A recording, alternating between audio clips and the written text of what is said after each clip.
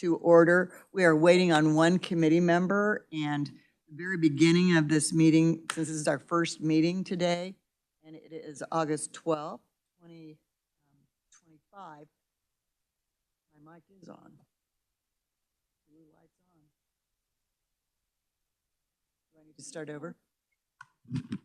start over?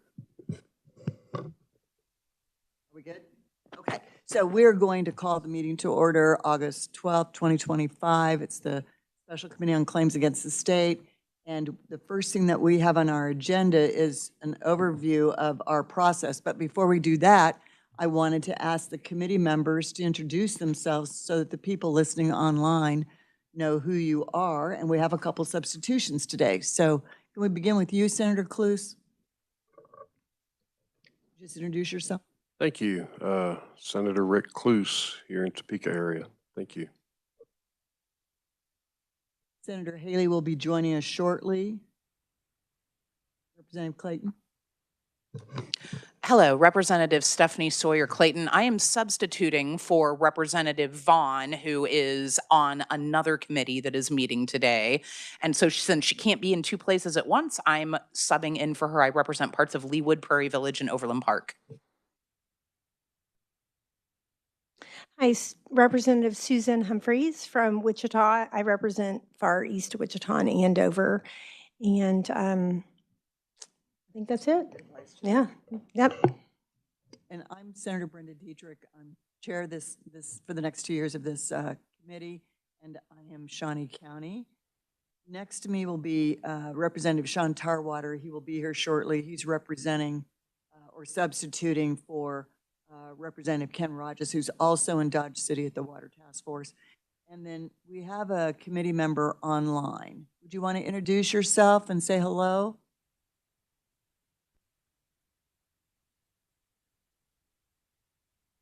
Your mic is muted. There we go.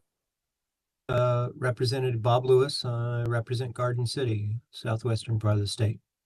Glad to be part of the committee and look forward to working with everybody today. Thank you. Thank you. And then we have staff, if you would introduce yourself. Good morning, I'm Nicole Rincher. I'm a fiscal analyst with Kansas Legislative Research Department.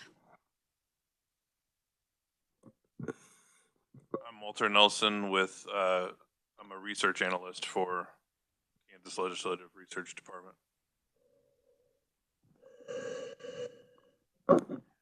Mike Heim with the Reviser Statutes Office. And my name is Nick Myers, and I'm also with the Reviser's Office. I'm Susan McClarity, and I'm the committee assistant. We have tech support, yes. Carter Montgomery and IT. Thank you. Thank you.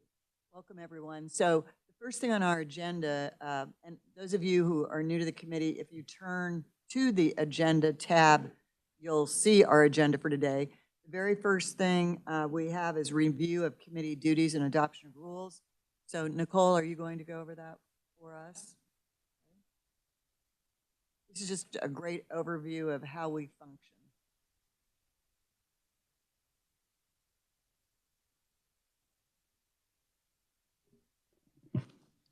Yep. Good morning, Madam Chair, members of the committee. I'm just going to be providing an overview of the committee along with the claims process, and then Mike Heim with the revisers will be providing information over the rules and statutes of the committee. So the purpose of the Joint Committee is to consider claims against state agencies that cannot be lawfully paid except through an act of appropriation. The Joint Committee conducts public hearings during the legislative interim in order to make recommendations to the legislature in the form of an appropriations bill. The claims process begins when a claim is submitted to the Joint Committee on a standard form made available on the Joint Committee's webpage.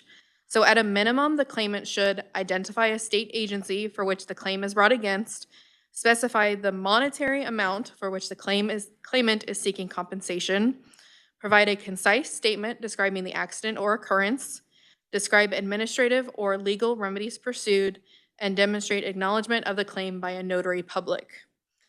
Claims will typically fall into one of three categories: property loss or damage, personal injury, or refuse payment for services. However, claims outside of these three categories may also be submitted and considered by the Joint Committee.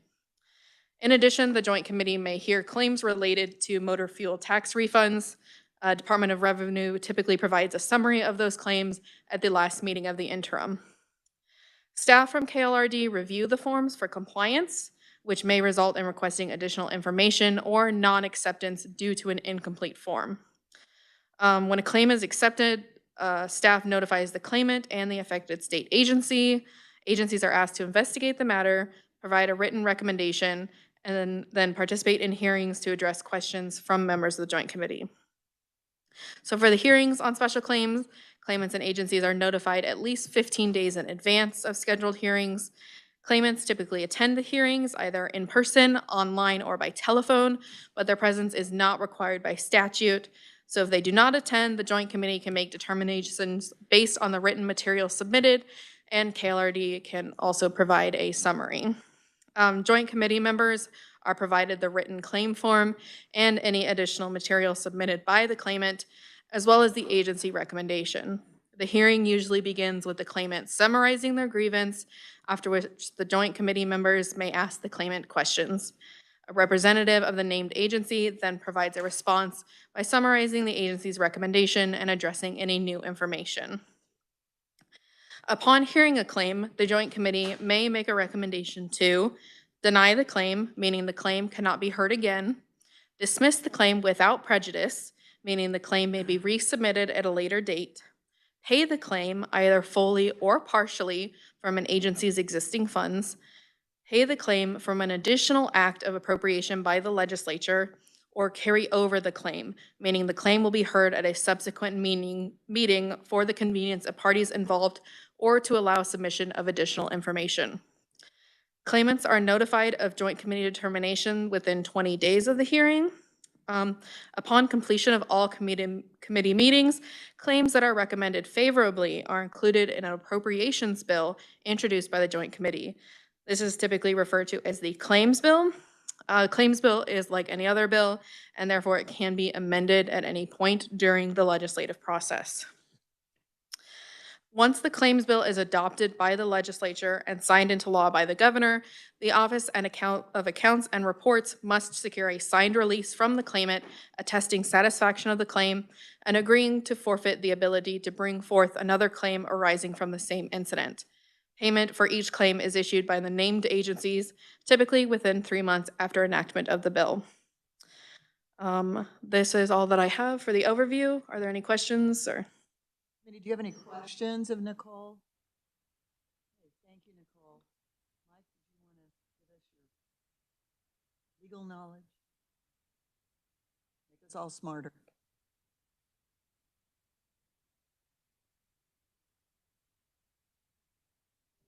Mike Heim with the Revisor Statutes Office, Madam Chair and the committee.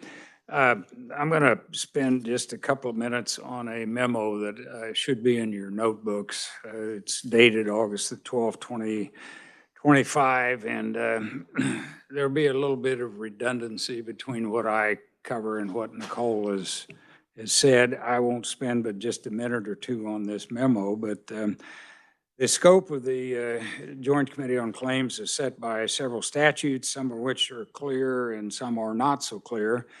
Anyway, there's 6 items that often, or at least sometimes, come before this committee. When a lawsuit is determined to be too costly or the amount of money involved is too small to go to court, that's one possibility, where the maximum amount that a state agency is authorized to pay for relatively small claims is exceeded.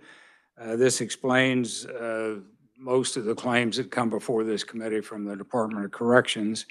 When a person is unable to bring a suit because of a statute of limitations has expired, where the person is lost into court for various reasons, including an immunity provision from the Kansas Tort Claims Act, and sometimes, not very often, but sometimes this committee has heard those type of claims. In a relatively few cases, when a claim is filed with the Joint Committee, it's a condition precedent to filing a lawsuit. In the 10, 12 years that I've worked with this committee, I think that's only happened maybe twice. And when there is no other way for a person to collect money on an expired state warrant or a tax refund, the memo goes through the membership, and then there is some explanation about implied contracts. And in 2023, there was a case dealing with the Kansas Board of Regents in K-State, where it was a class action filed by a couple of students that claimed that there was an implied contract, and they said basically that they wanted a refund of their tuition and fees because of the COVID stuff that went on, and they weren't able to go to class and receive the education that they wanted. The court threw out the implied contract claim because they said it needed to become to this committee first to be approved. So like I said, there's only been a couple of times in my experience staffing this committee where a lawyer actually came before the committee and got permission to bring a lawsuit. So anyway, the state agency payments, what they can do is on page 3 of this memo. 46920 deals with Secretary of Corrections. There was a bill passed this past session, Senate Bill 156, which bumped the amount that Secretary of Corrections could pay an inmate from $500 to $750. And there was another sentence or two added at the failure to provide notice to the Secretary of Corrections for if its claim is for more than $750. It does not prevent them from coming to this committee, although it is highly recommended.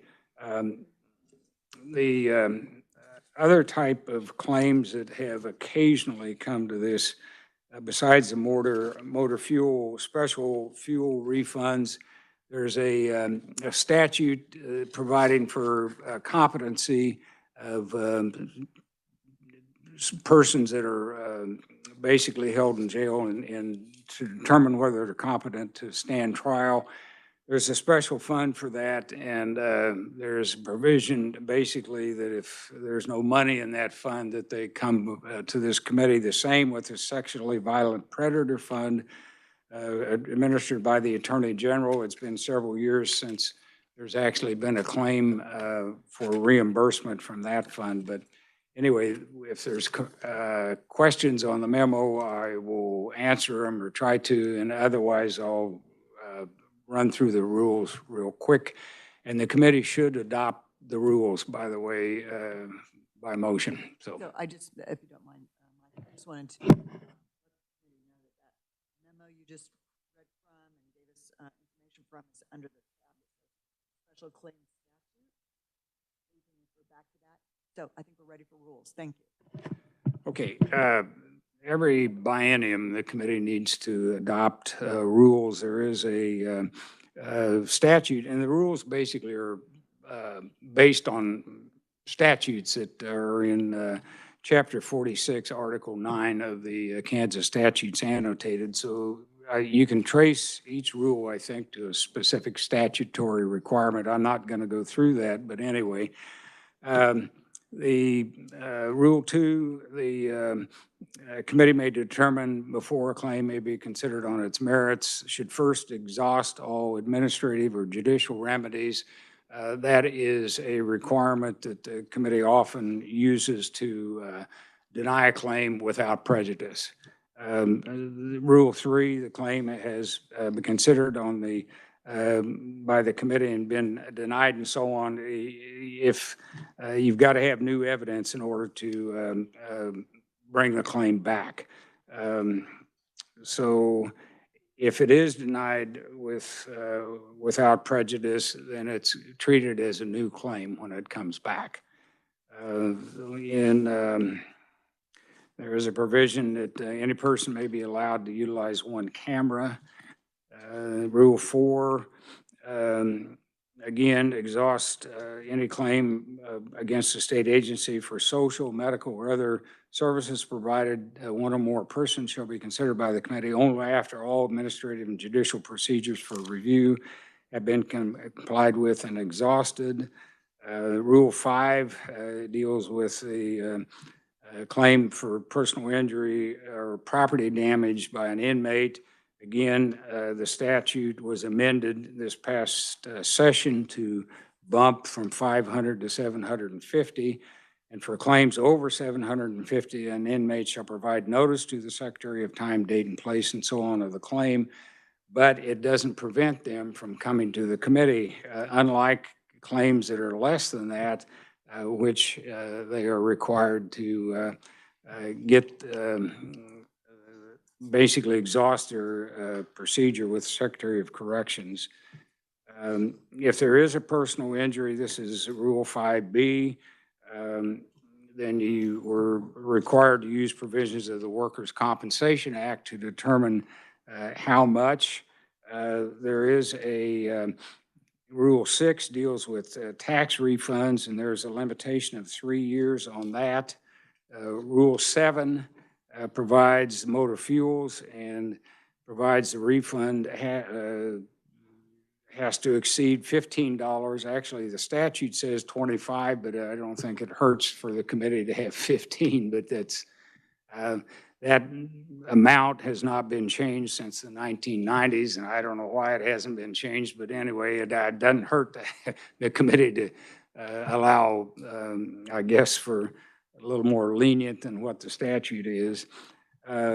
Each claimant requesting a hearing in person and the claimant's attorney, if any, shall be notified and so on of the hearing and by certified mail. And there, if the claim is denied, no reason has to be given for the denial.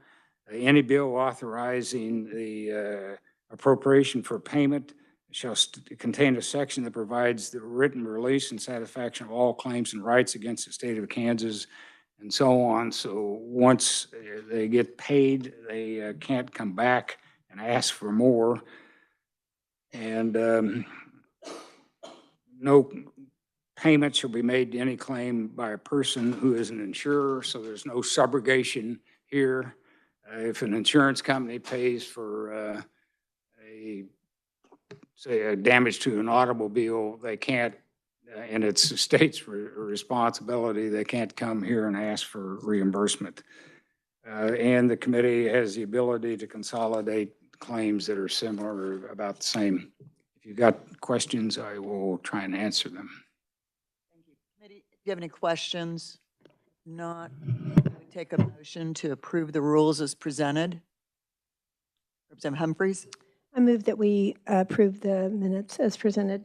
Excuse me, rules as presented, not minutes yet. Is there a second? Representative Clayton seconds. Any discussion? All those in favor say aye.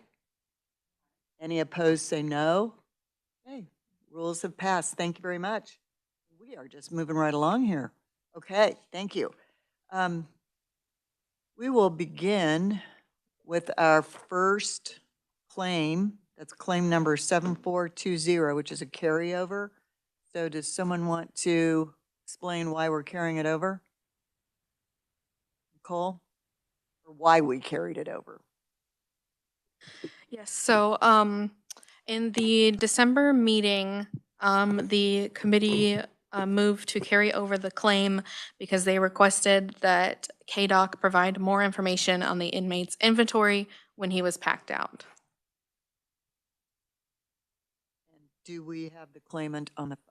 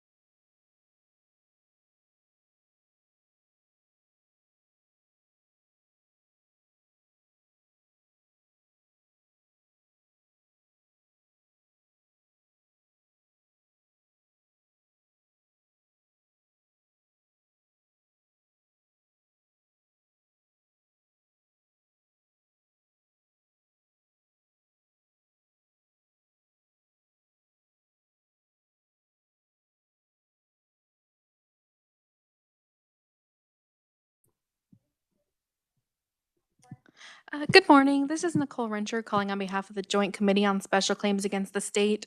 Is Robert Blorock available?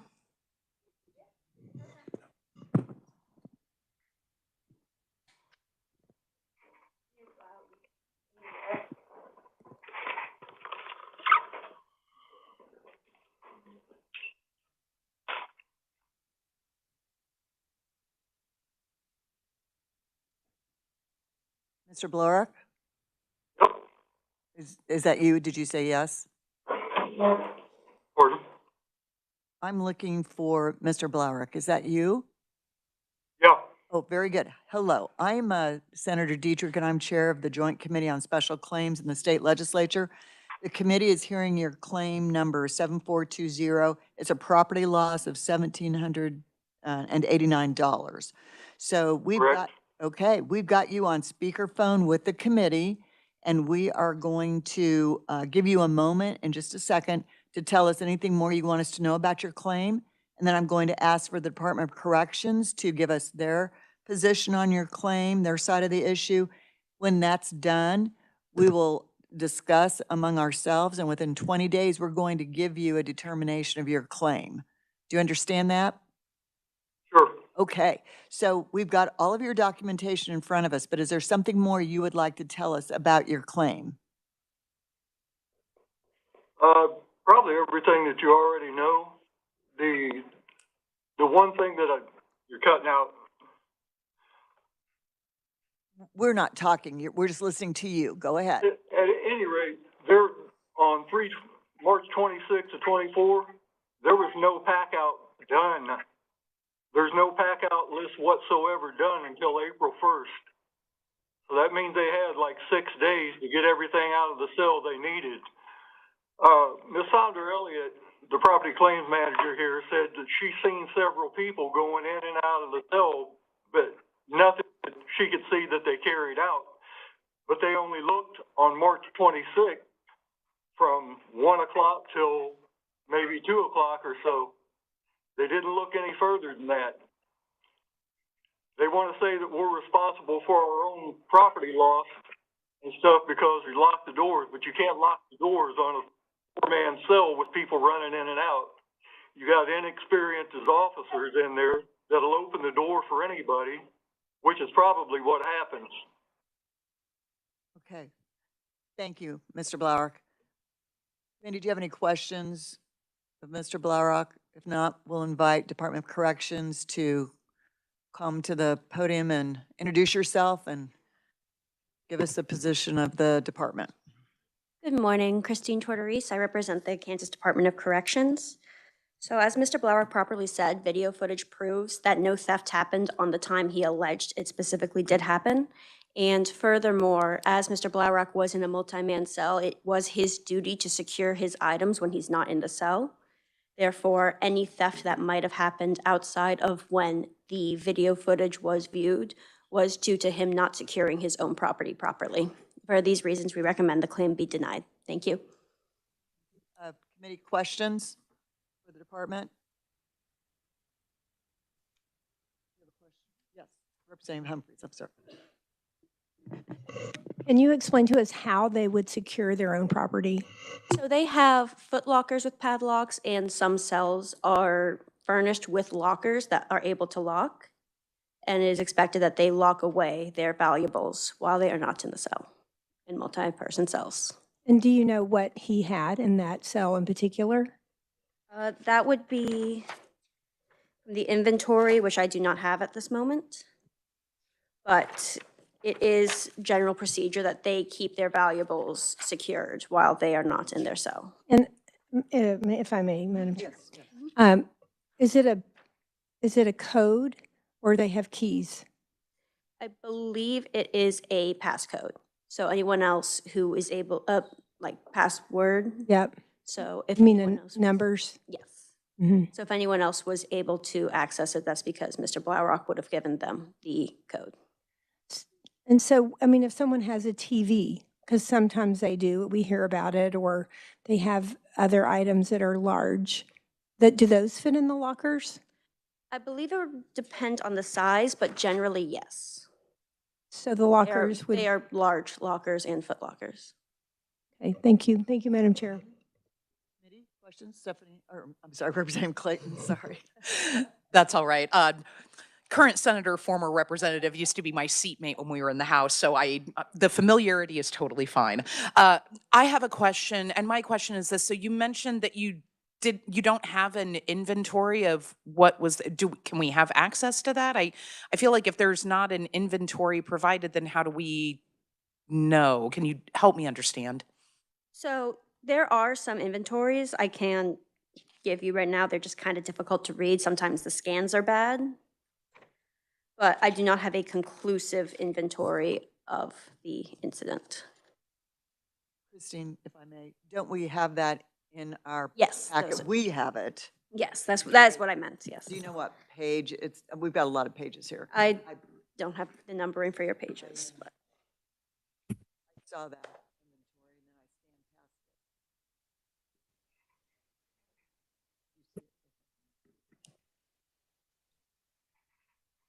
past More. it. Yes. I apologize. One more question, and thank you for being patient with my ignorance here. Is there any time when, due to potential punishment, the lock is ever taken from an inmate, or their property is ever taken from them and, kept temporarily? So if someone they lock would be removed so it can be taken to storage, which is what did happen here eventually. So what is the security like in the storage area? It is a locked room that residents do not have access to under any circumstances. A staff member takes a box of their property, puts it in the storage room, labels it, and at no point are other residents able to access that property. How many staff members have access to that property? I do not know. Thank you.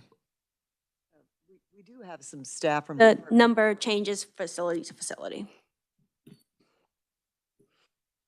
Any other questions? So if I may recap this, Department of Corrections is maintaining that Mr.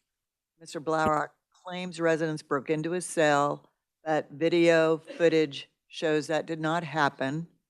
And he also claims that staff didn't properly secure his property. But again, video footage does not show anything being taken at the time he alleges. Is that correct? Any other questions? Mr. Blaurock, is there anything else you want to add? Sure. My locker was locked, and my property shows that I have two padlocks. $1,200 items were locked inside the locker, and the lockers are so small, you cannot lock up your TVs, your hot pot, and your fan. It just does not fit in an 18-inch by 2-foot locker that's only 1 foot deep. Thank you, Mr. Blaurock. Did you say you have 2 lockers with 2 padlocks? I sure do. Is it- Yeah, they're on my property list. You guys have that. Yes, we do. We have a lot of documentation here, so we are scrolling through and we do see your property. Yes. Very good. Committee, any other questions for either Department of Corrections or Mr. Blaurock? Mr. Blaurock, thank you so much. We will get back to you with our determination within 20 days. Thank you. I appreciate it. Our next claimant, 7439. Claimant is Teal Reynolds. Are we calling Mr. Reynolds? They are in the same. Oh, they're in the same. Okay. Hi, are you still on the phone? Yes, I am. Okay, is Teal Reynolds available? I'm going to go. He should be in our resource room. I'm going to go retrieve him right back. Okay, great, thank you.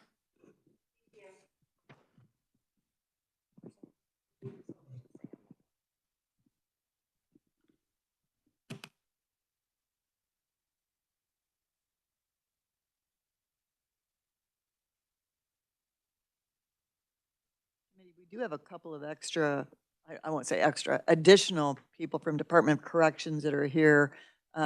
Darcy, do you want to stand up and introduce yourself while we're waiting?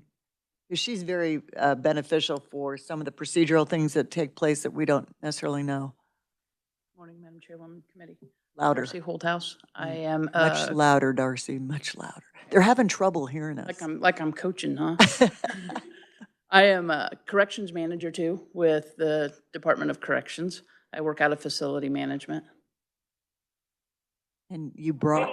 We are back, and I am present with Okay. Mr. Reynolds. Mr. Reynolds. Good morning. Good morning. Hey, this is Senator Dietrich. I'm Chair of the Joint Committee on Special Claims in the Legislature. We're hearing your claim number 7439. It's property loss in the amount of $119.02. So we have you on speakerphone with the committee. We have all of your documentation in front of us, and we're going to let you tell us anything more you want us to know about your claim. And then we'll have the Department of Corrections give us their position on this claim, and then we'll ask you some questions, and we'll get back to you in 20 days with a determination. Okay? Well, I was wanting to let you know they finally gave me my property, so we can basically terminate this if y'all are fine with that. Well, thank you so much for letting us know. We appreciate that. Thank you. Have a good day. Yes, ma'am. You too. Okay, that claim is settled. Thank you. I didn't know if I'd known it was different. I told you could just tell them, hey, they finally gave me my property. Awesome. Well, thank you for being Thank you here. for talking to him. Of course. Check in with Mr. Mullins on your way out. All right. I do have a question for you. Call someone else. No,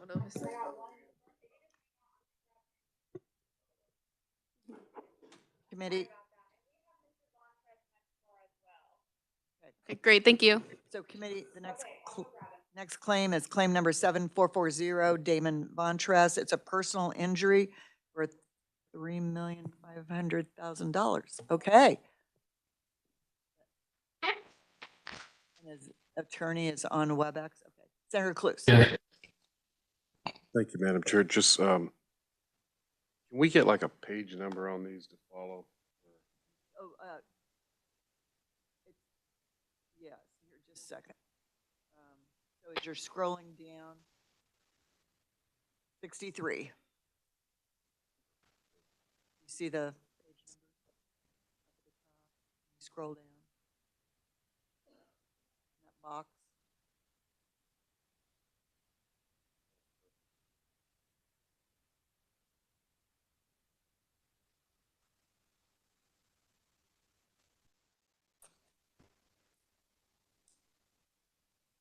Thank you.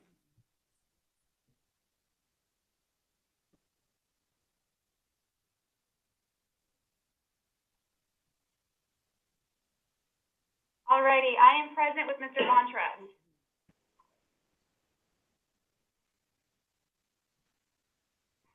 Mr. Vontress? Yes. Hello, this is Senator Dietrich. I'm chair of the special committee, or the Joint Committee on Special Claims in the state legislature. We have you on speakerphone with the committee, and we have all of your documentation in front of us for a claim of $3,500,000 for personal injury. So we're going to ask you to tell us anything more you want to about that claim in just a minute. We've got Department of Corrections here who will also give their position, and I believe your attorney may also be on WebEx. So I guess before we go any further, we'll just go ahead and why don't you tell us what you want us to know about that claim? Tell you about what happened? Well, yeah, if there's anything more you want us to know. Well, I'm just trying to figure out what's going on. Like I said, I was supposed to be in a welding program, but my hand is messed up now, so I don't know if I'm going to be able to finish it. All right, very good. Department of Committee, do you have any questions, or Office of the Revisor, did you want to make a statement? Mike? Actually, if you look on page 74, which is the response of the Department of Corrections, this issue is still in litigation. Is that correct? Yes, sir. Okay. Something to keep in mind, this is in litigation. Christine? Yes, as Mr. Vontress's attorney is on here, I cannot discuss this with him directly as he is a represented party. But this case is currently being in active litigation, Leavenworth County, case number 2024-CV-000300. and therefore it would be only proper for this committee to dismiss without prejudice, so that case may continue. If I may. Hello. Hello, Hello. welcome to the committee. Introduce yourself, please. Good morning. My name is Phil Strozier. I'm representative to the council of Mr. Vontrez.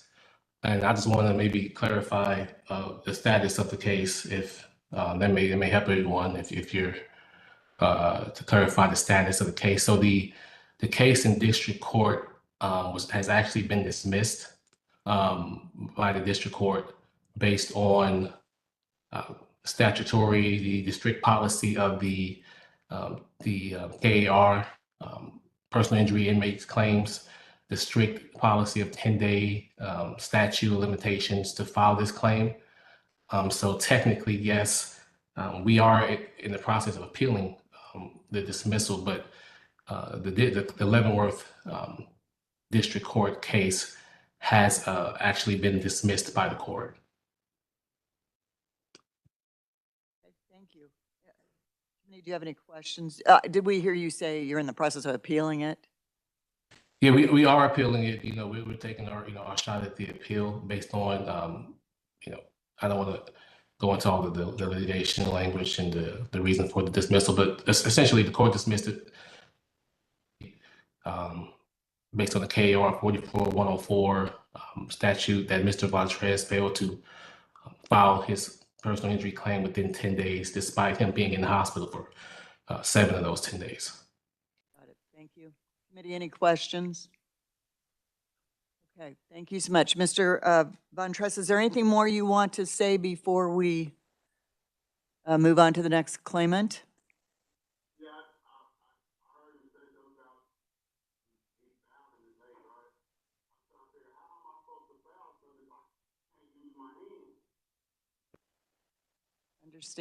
Understand.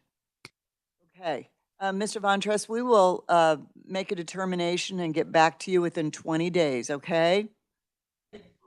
All right, thank you so much. Have a good day. Bye-bye. Okay, does the next claimant, do we have to call them? Okay, so committee, our next claimant is claim number 7449, Dale Denny for $20 million.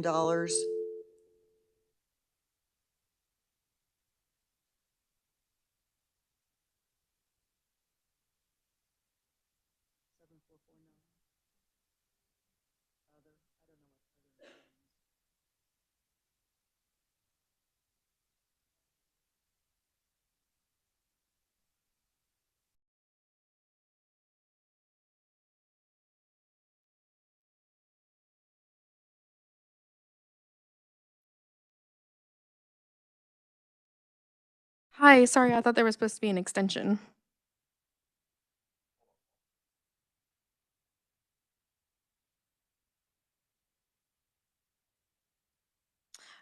I'm trying to get a hold of a Dale Denny.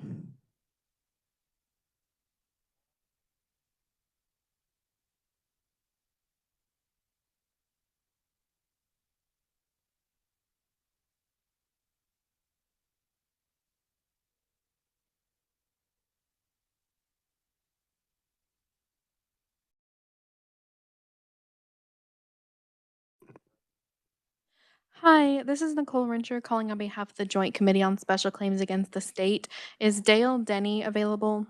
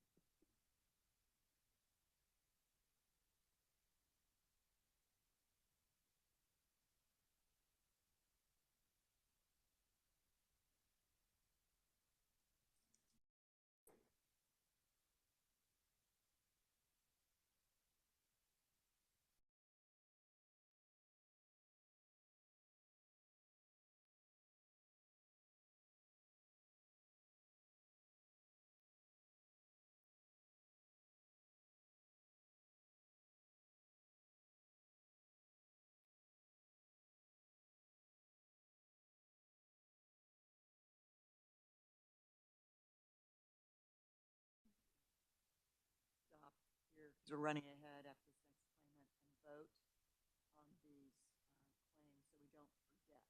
There's a lot of information.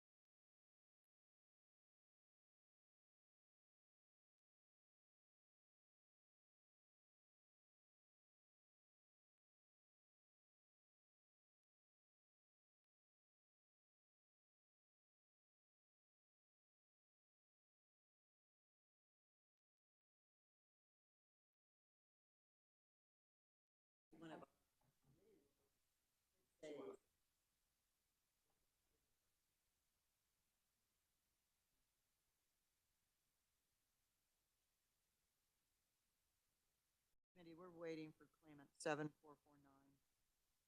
Dale Denny.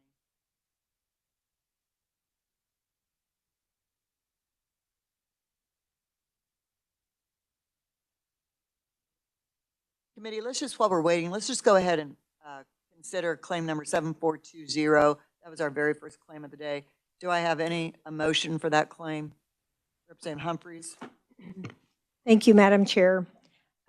Madam Chair, I would move to allow claim number 7420 in the amount of $100.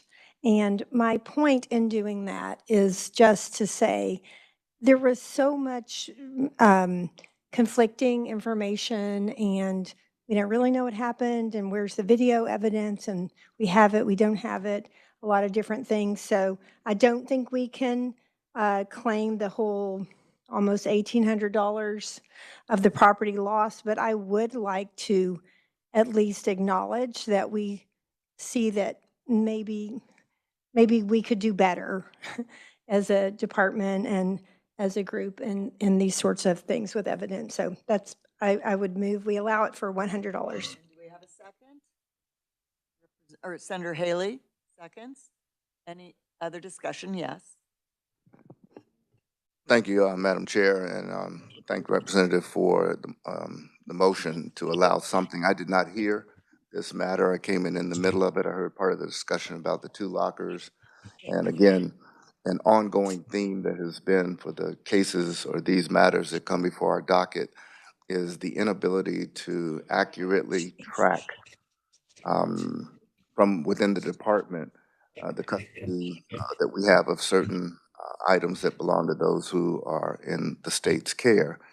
So the general theme of the motion that Vice Chair Representative Humphreys brings is one that's thematic of what has been during my time on this interim committee, that where we should be. I don't know if the amount, the $100, is appropriate. It perhaps should be, I think, 10% or something symbolic of the amount requested. But in the spirit by which it's offered, I do second it. And we'll certainly look for other examples that we encounter as we go along. Thank you. Representative Lewis also has a question. He's on WebEx. Would you tell them we'll be right with him? Hi, Mr. Denny. We are discussing other claim right now. If you could just hold on a minute.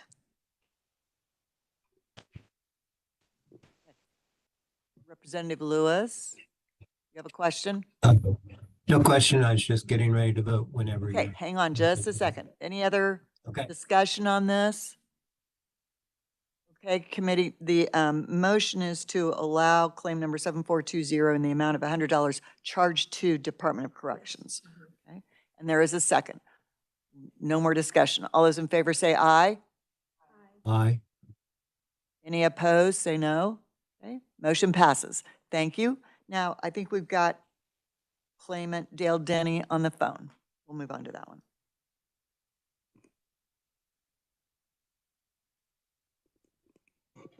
Mr. Denny, are you there? This is Denny. Hi, Mr. Mr. Denny. This is Senator Dietrich. I'm the chair of the Joint Committee on Special Claims in the State Legislature. We are hearing your claim 7449 in the amount of $20 million. And we have you on speakerphone with the committee. So we've got all the documentation that you provided to us that we can see. And we will ask you if you want to tell us anything more about your claim. And then we'll ask Department of Corrections to give their position on this claim. And then we will get back to you within 20 days on a determination. Does that make sense? Okay. Okay, go ahead. Has the committee received the updated claim due to the court order? One moment, let me check with staff.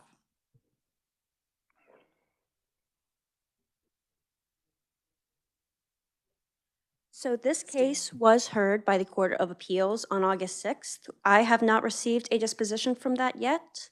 However, it was on the summary calendar for August 6th for the Kansas Court of Appeals. Did you hear that, Mr. Denny? Yes, what I'm referring to is Judge Turnez in Sedgwick County issued a ruling very recently, and I submitted that last week to the committee. It was a court order on July 16th, and basically he said if the KDOC mistakenly attempted to impose a lifetime parole at the time of Denny's post-release supervision, the issue would be ripe at that time for the court to review. Thank you. And I would refer the committee respectfully to my attorney's investigative report and her findings, since she talked with Michelle Sullivan of the Kansas Department of Corrections sentencing unit. And I would also refer you to the court order of Judge Turnez. I think the problem we have here is there's a miscommunication somewhere, and a Court of Appeals ruling came out around 2000, 2002 in Denny versus Roberts, in which they found that I was not on parole when I was sentenced in the 92-93 case that were consolidated. Because of that, and where my claim comes in, I was supposed to have those two cases aggregated and receive 15 years prior penal credit, which was explained by my attorney in her investigative report. But it seems like that ruling from the Court of Appeals may have fallen through the cracks. The other ruling that just came out was the judge says that when I was paroled in October 1 of 24, that life died pursuant to Martin versus Kansas Department of Corrections, and that I'm only serving 228 months with a 24-month post-release. And that was supposed to be dissolved through the 15-year prior penal credit.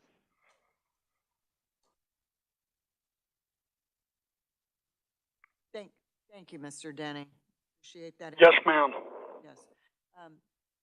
So committee, do you have any questions? If not, we'll ask Department of Corrections if they have anything to add to this.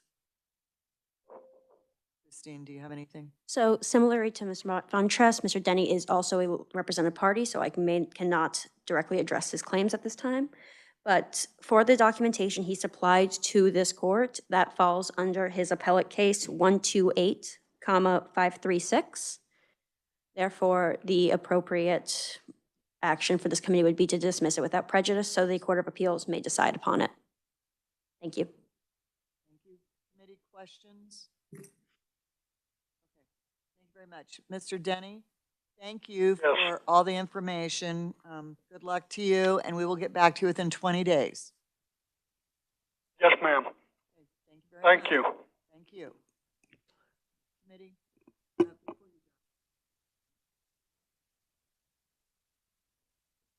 Let's take a look at these last two claims that we've heard, 7440 and 7449.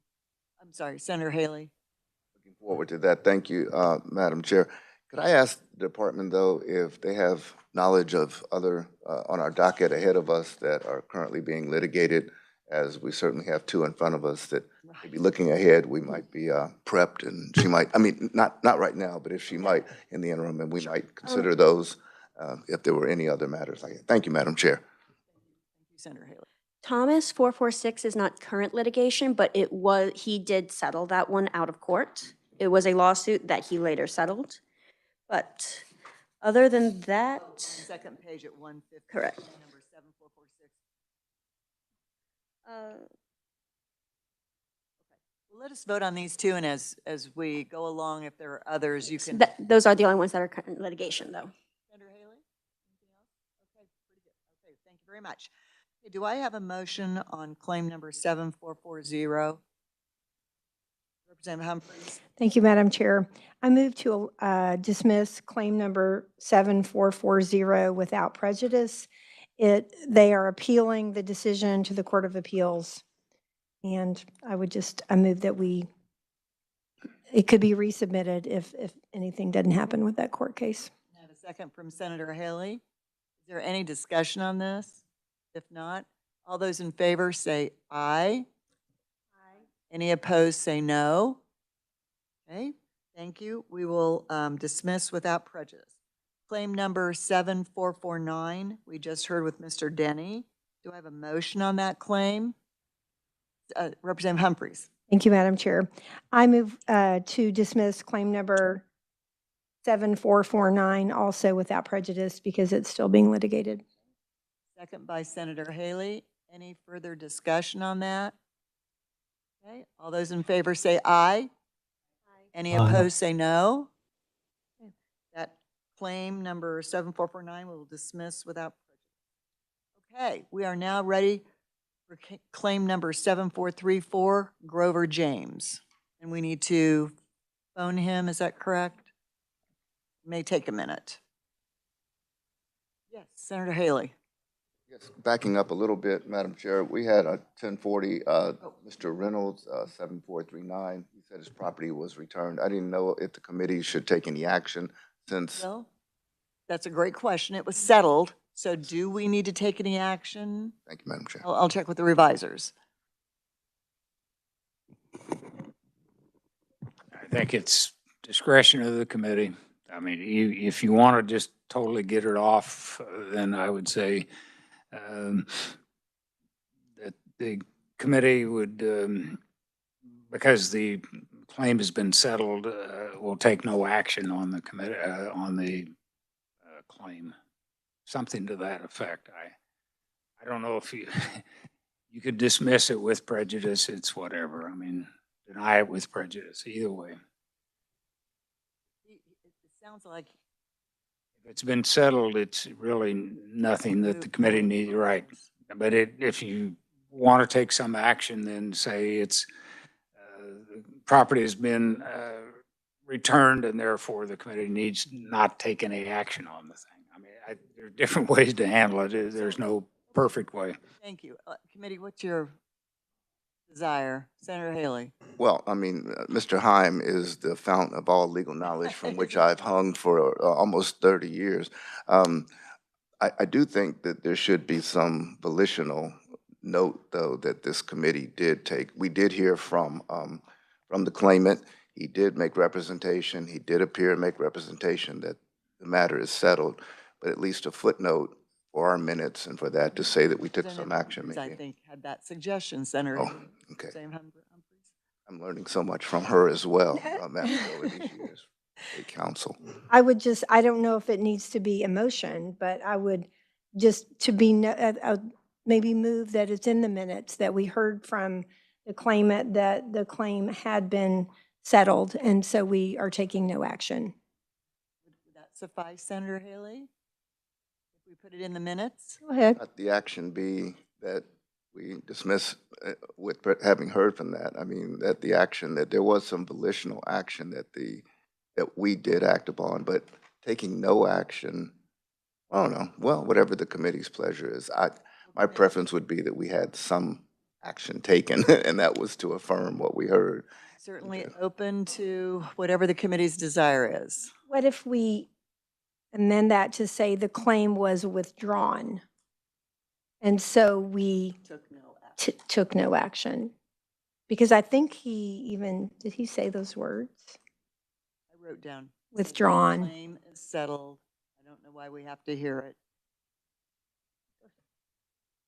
Just have a formal motion, so it's in the minutes. It reflects the fact that this claim has been settled and the committee needs to take no further action, to something to that effect, but make it a motion in the minutes, and I think that's Okay. sufficient. Senator Haley, since you started this conversation, I'll let you make that motion.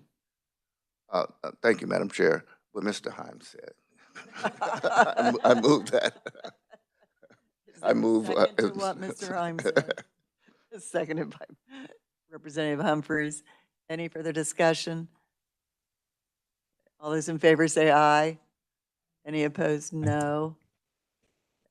Did you get that, Susan? All right. We got our next claimant on the phone.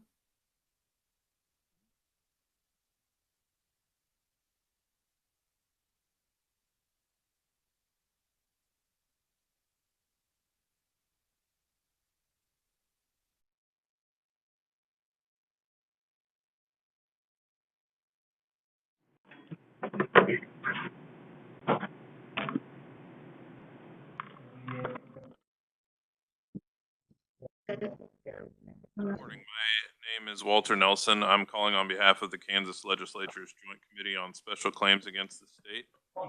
Is Grover James available? Yes, sir. I'm here. Hi, Mr. James. This is Senator Dietrich. I'm chair of the Joint Committee on Special Claims in the State Legislature. We're hearing your claim number 7434 in the amount of $250. We have you on speakerphone with the committee. So we've got all the documentation that you submitted, and we will ask you in a minute if you want to tell us anything more about your claim. Then we'll get the Department of Corrections to give us their position on your claim, and we may ask you some questions. Then in 20 days, we'll give you our decision on your claim. Does that make sense? Yes, ma'am. Okay. Yes, ma'am. So, all right. Well, welcome to committee, Mr. James. Is there anything more you want us to know about your claim? Just that those are a brand new pair of glasses that my brother had brought me and sent in, and I hadn't even worn them maybe 10, 15 times before They were actually broken during the cell search. That's it. Okay. Thank you. Committee, do you have any questions for Mr. James? Not, Christine, did you want to give us the department's position? Yes, thank you, Madam Chair. Christine Tortorese, I'm an attorney for the Kansas Department of Corrections. So Mr. James did not go through the proper channels to get the glasses he alleges were broken. Pursuant to policy, KDOC residents are able to get a pair of glasses for free every 2 years. And Mr. James refused such and had his brother allegedly sent in glasses that he has not provided any kind of price for other than this is what my brother claimed to have paid. For this reason, we recommend the claim be denied. Thank you. Questions, committee? Senator Haley and then Senator Cluse. I can defer to Senator Cluse. Thanks, Senator Cluse. Madam Chair, thank you. Thank you, Madam Chair. Just curious, were they reading glasses? Were they prescription glasses, sunglasses? I am Prescription unsure. glasses. Thank you. Prescription glasses. And so, Mr. James, if I understand correctly, you did not want the facilities glasses that are provided. You wanted your own glasses. And so your Per brother. IMPP.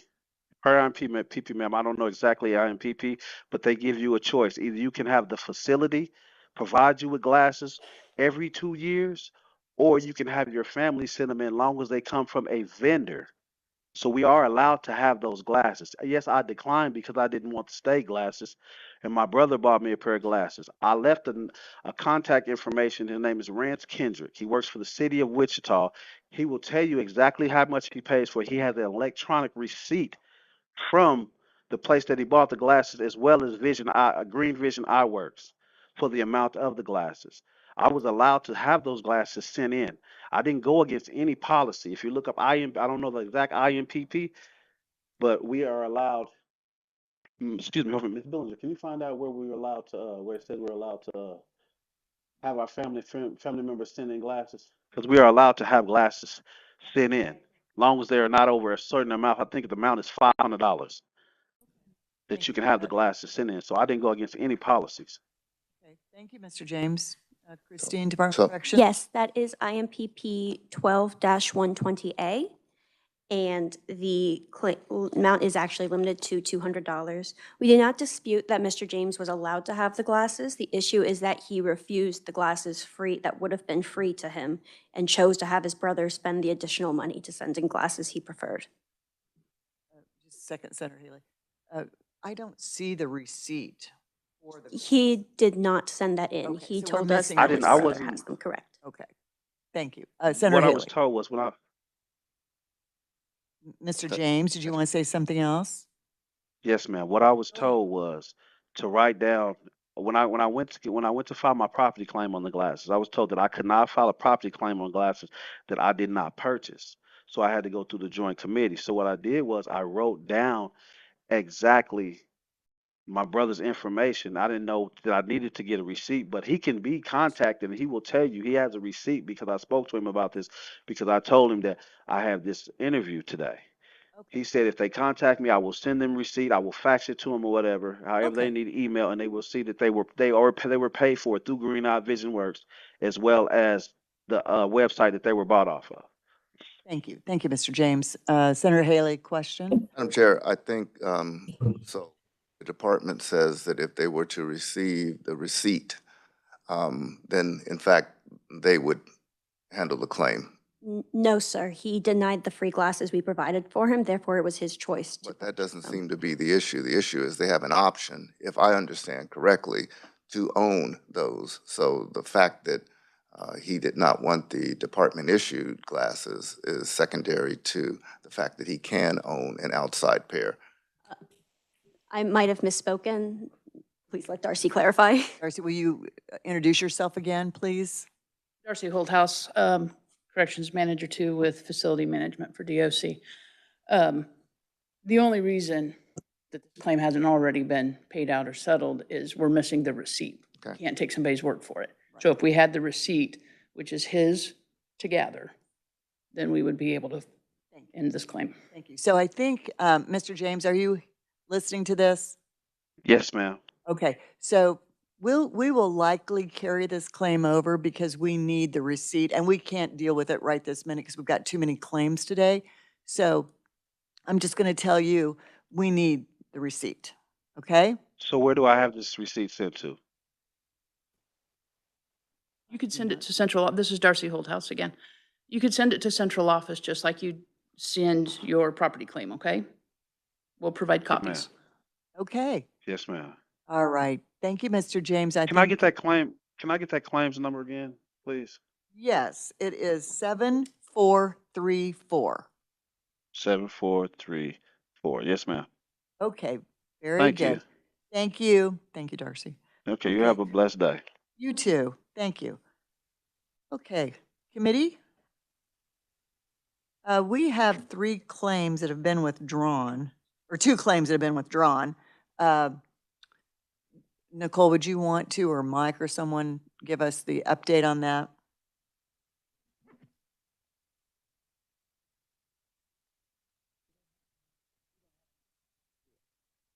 Seven four four three and 7455.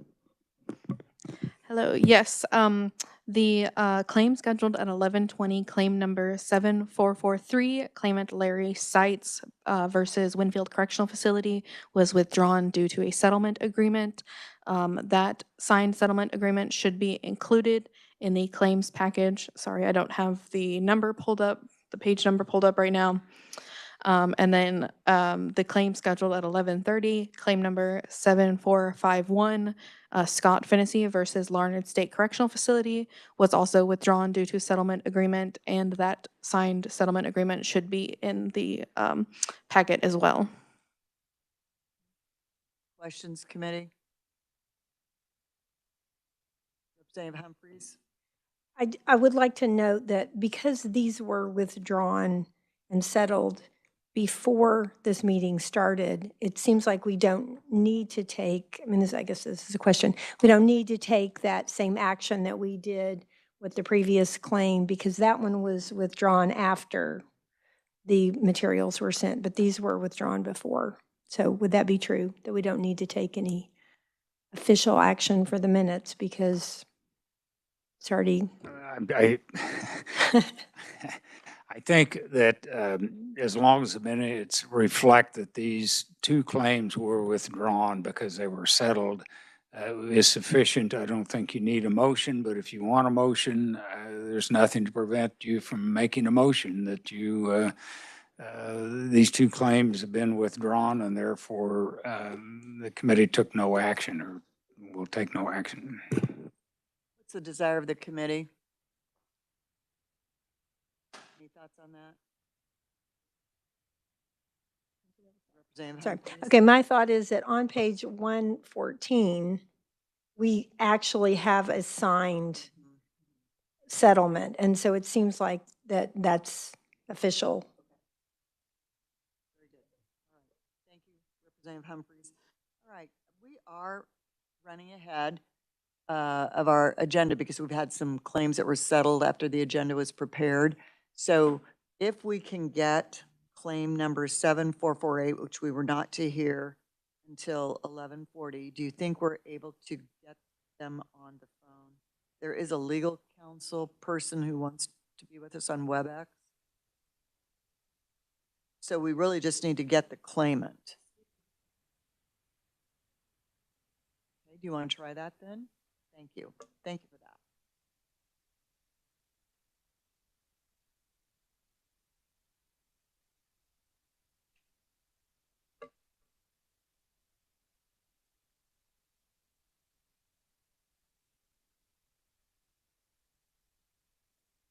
Going to hear claim number 7448, and that's on page 126.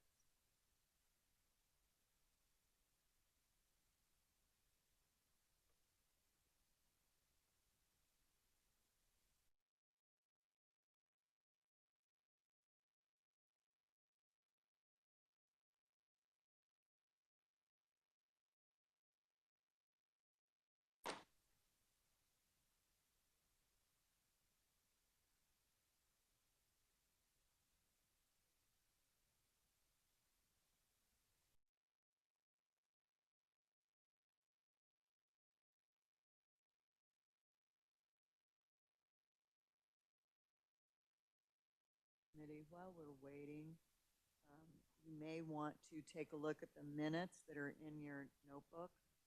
Those were minutes from December 12th, 2024. I know several of you were not on the committee then, but we do need to approve those when we come back from lunch. We'll probably break for lunch early since we're moving so far ahead, which means we can end early. Anybody have a problem with that?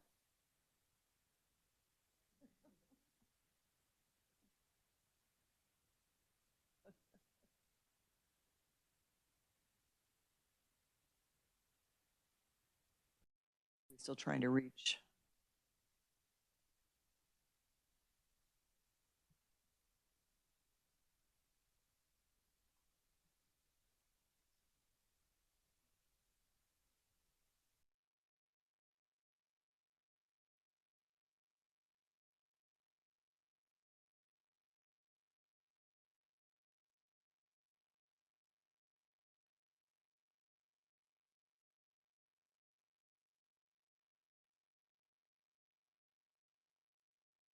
Committee, since we're still waiting to get in touch with the next claimant, let's look at the one we just heard, 7434.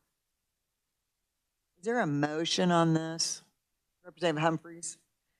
Thank you, Madam Chair. I move to carry over claim number 7434 in anticipation of a receipt being provided to us or to the Department of Corrections. Do I have a second? Representative Clayton? We're gonna carry over. We need the receipt.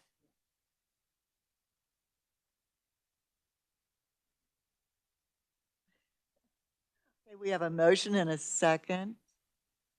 Can I do Is there a, discussion?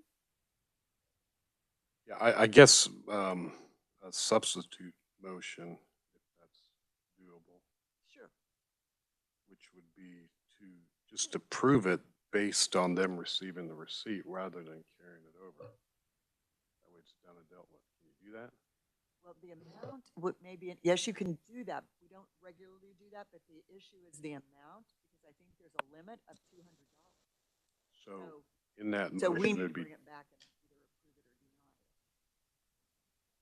it. Or it could be settled and we won't have to hear it at all. right. Right. So the motion would include $200. Well, the motion would be to just really is just to carry it over, because then they can settle it and then we'll never hear it again. Or they can bring it back and we have to deal with it. I think that's cleaner. But there is a substitute motion here unless you want to withdraw it. Could you just explain the substitute motion one more time so I'm clear on what is happening procedurally? Thank you, Senator. Okay.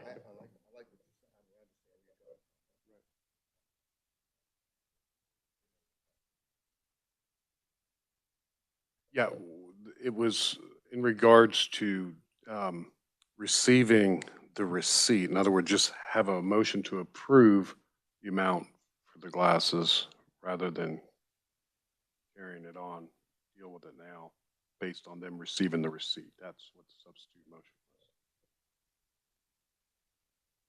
was. Discussion. Just for discussion. So we don't currently have the receipt.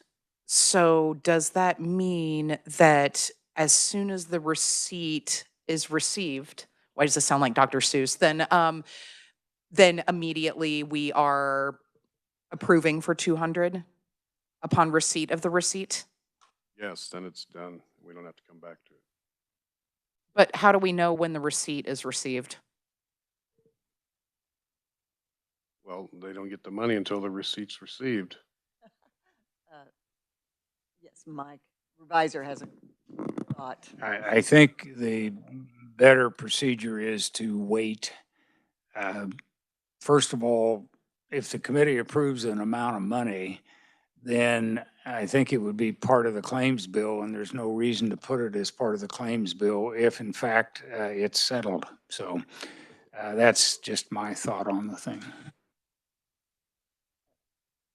Senator Haley. Thank you, Madam Chair. I kind of support the motion. There are two things here. You know, we go back and forth, back and forth. I think the department has said that there's a cap of 200. The allegation is that it's $250, but I'm prepared to accept the department's representation that personal property is capped at 200.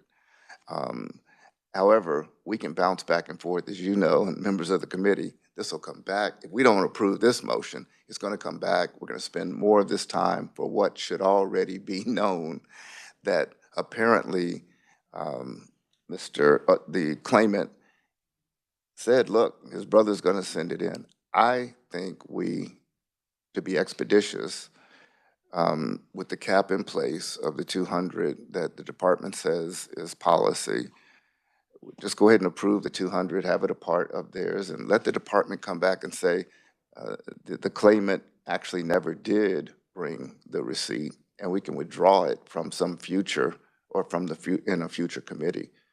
To send in our letter, we approved your claim, the department issued, but be advised, claimant, that you are still responsible for sending the receipt from your brother. And that way we don't continue to get tied up in a bureaucratic, back and forth. Representative Humphreys.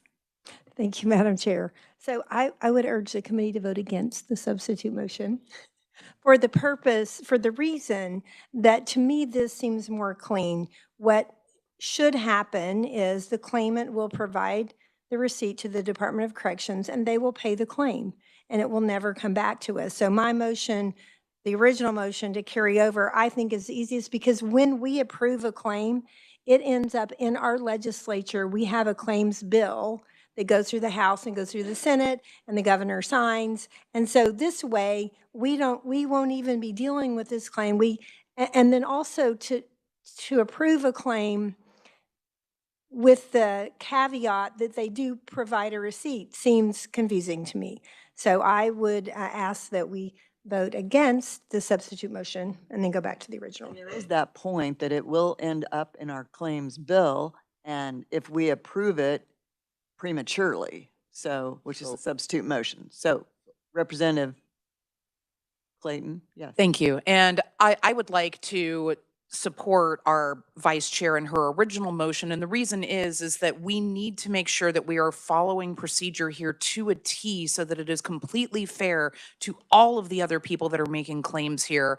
Also, that make sure that we are following that sort of chain of command there. We know that if we pass this over, yeah, it's going to come up in future agenda potentially, but it's highly likely that if that receipt is presented, then we'll just pass over it because it will have already been declared. We need to make sure that we are following this in order to be fair to the other inmates and to make sure that it is followed through in our claims bill. So I will respectfully oppose the substitute motion and support the original. Senator Haley? Thank you, Madam Chair. First, though, is this not from KDOC's, but this would be the $200 would be from the department and not from the legislature, even though it would be listed in the claims bill. Isn't that, pardon me? That wasn't part of the motion, substitute motion. I thought that these matters are paid for from Department of Corrections. If we make that part of the motion, there are times when we don't charge it to the agency. Okay, I thought that was part of I thought that was the motion, that it was not going to be a claim. It was going to be the responsibility of the department to reimburse the $200. Senator Haley, if they settle it, it's out of our hands and we don't touch it, right? But the substitute motion didn't say pay the claim. What was that substitute motion again? Just, you want to say that one more time? We didn't say that the agency is to pay it out of existing funds. See what I'm saying? So how about we just vote on that substitute motion? I think we've discussed it to death. Would that be all right? Okay. All those in favor of the substitute motion say aye. It's your motion. All right. Do you wish to withdraw it, Senator Clues? Okay. Substitute motion withdrawn. Okay, let's go back to the original motion. Senator Representative Humphreys? The original motion- close. You close. Okay, the original motion is that we are going to carry this over to our next meeting. We hope to have the receipt, and then we can address it at that point in time, if we need to. It could be settled before it gets to us. Okay. We had a second from Representative Clayton. All those in favor? Oh, I'm sorry. More discussion, yes. Yes, just because I want to be clear, because since we're going to spend all this time wasted for the next time anyway, we might as well waste a few more moments right now, Madam Chair. It could have been settled. But so the letter that we'll send out will instruct the claimant that he must provide the receipt. I just wanted to say with specificity that was the only hangup, that had the receipt already been presented. So we want to make sure that he knows to send that in so that we can expedite when this is on some future docket. Not only will he get that letter, but I told him, as did Darcy. So I think we're good. Okay. All righty. And honestly, I don't feel this is a waste of time because I think we've had a really thorough discussion. Oh, no, not all on this, good. Not today. It's a waste for tomorrow. It's tomorrow. Tomorrow it is. Today is All right. well merited. So Tomorrow. we have a motion, a second. We've had discussion. All those in favor of carrying this item over to our next meeting signify by saying aye. Aye. Aye. Any opposed, say no. Okay. Motion to carry over is approved. Thank you for that discussion. It was good. All good. Okay. Are we ready yet for Mr. Thayer? Claim number 7448. Madam Chair, I've made 4 attempts and there's been no answer. Is his legal counsel still on WebEx? Oh. Good morning. My name is Fred Langford. I'm an attorney with KDADS.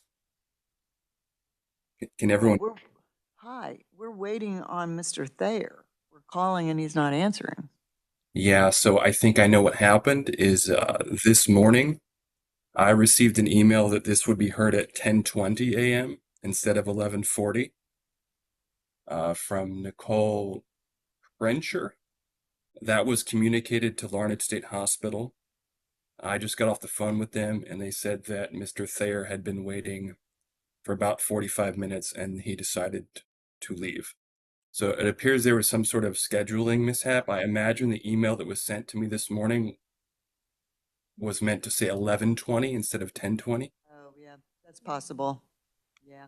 So do you think we can get him back this afternoon if we try? Would you be available if we're able to contact him? I should be available. I can't speak to his availability. I have no idea. Sure. Very good. Okay.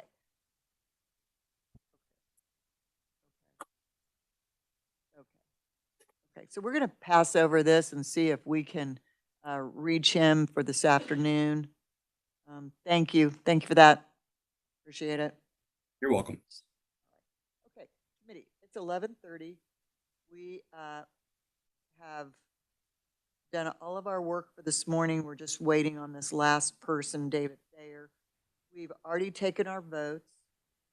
You've got minutes that we will approve when we get back from lunch. But since we're 30 minutes ahead, can we change our lunch schedule? Would that work for everybody? Leave now, come back at 1 rather than 1:30? Senator Clues, Senator Haley, will that work for you? So you've got an hour and a half? It's fine with me, certainly, Madam Chair, but, so for the docket, so this afternoon, we have approval of the minutes, which will take probably 5 minutes. I'm optimistic. And then will we be able to accelerate, or that's what they're accelerating? That's the goal, to end earlier than our agenda. Would that work? Certainly works for me, thank you. Madam Chair, this is Representative Lewis. What Hello. time are we back? We will be back at 1 o'clock. Okay, thank you. Does that work for you? I'm sorry, I should have checked with you. Yes, it does. Yes, Okay, thank okay. you. All right, committee, staff, is that it? Okay, all right. So committee, we will adjourn now, or recess at 11:30, not adjourn. That means you can go home and stay home. We will recess now at 11:30. We will return at 1, and then we'll finish our agenda and hopefully pick up Mr. Thayer. Okay, thank you all so much. Appreciate it.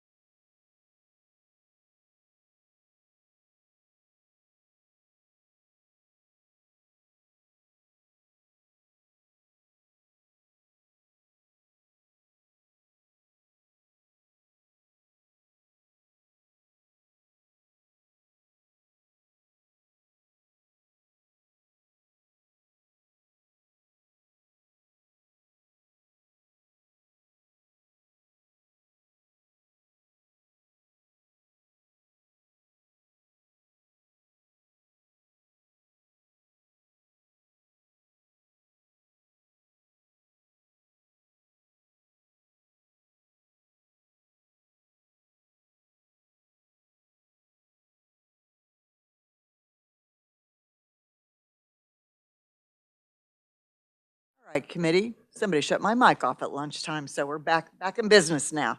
That's okay. So we are reconvening the special committee, joint committee on special claims against the state. And one of the first things that we need to do is approval of the minutes from the December 12th, 2024 meeting. So I will ask if there is a motion to do that. Anyone? Oh, thank you. Representative Tarwater has joined us, replacing Representative Rogers, who's in Dodge City for a water task force. So we have a motion. I will second it to approve the minutes. Is there any discussion on those minutes? All those in favor say aye. Aye. Any opposed, say no. Very good. Minutes are approved. And thank you for those minutes. Those are great. Okay. So committee, we are going to insert Mr. Garcia now. Is that correct? Or Mr. Thayer. We had rolled him over from before lunch because he was not ready for us. So claim number 7448, David Thayer, and is what we will hear now. And is he on the phone? Okay, let's dial him up.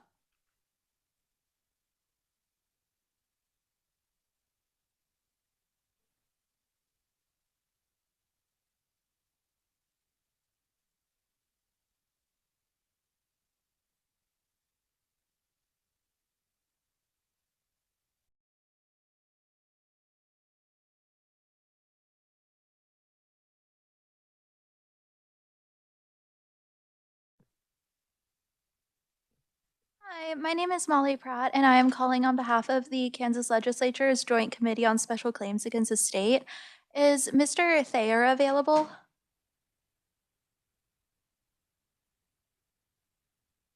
To help get him connected up. I'm Hello? sorry, would you mind repeating that? I said, no, he's not with me because KDHE is on campus and I'm having to attend to some of their requests. And so I wasn't able to get over there for this. So I was trying to get the unit staff to get a phone number from them so you could call, but it doesn't seem like they're getting that taken care of.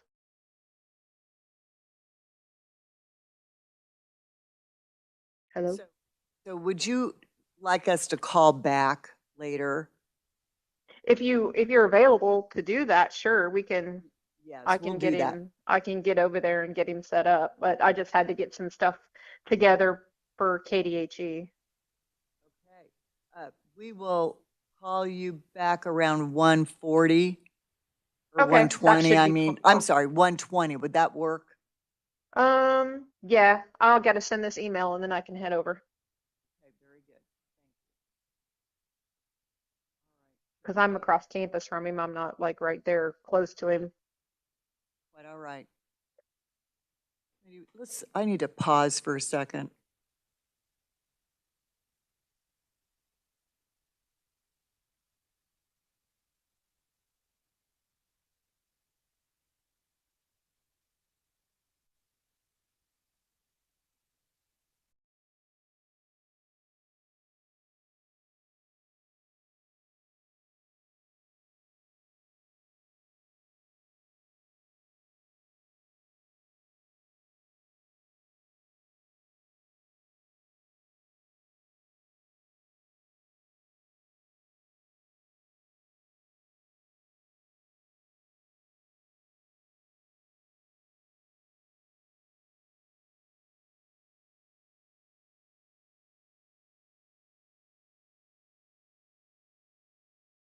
Committee, if you, toward the end of our agenda in the afternoon, we had 3 or 4 claims, 4 claims from Mr. Garcia. 3 were dismissed and 1, 7455, we are going to hear, and we're going to move him up so we don't extend the meeting unnecessarily. So we're dialing claimant Ray Garcia, number 7455. So you're going to have to scroll down to find his documentation. 7455 Garcia. It's on starts on page 385.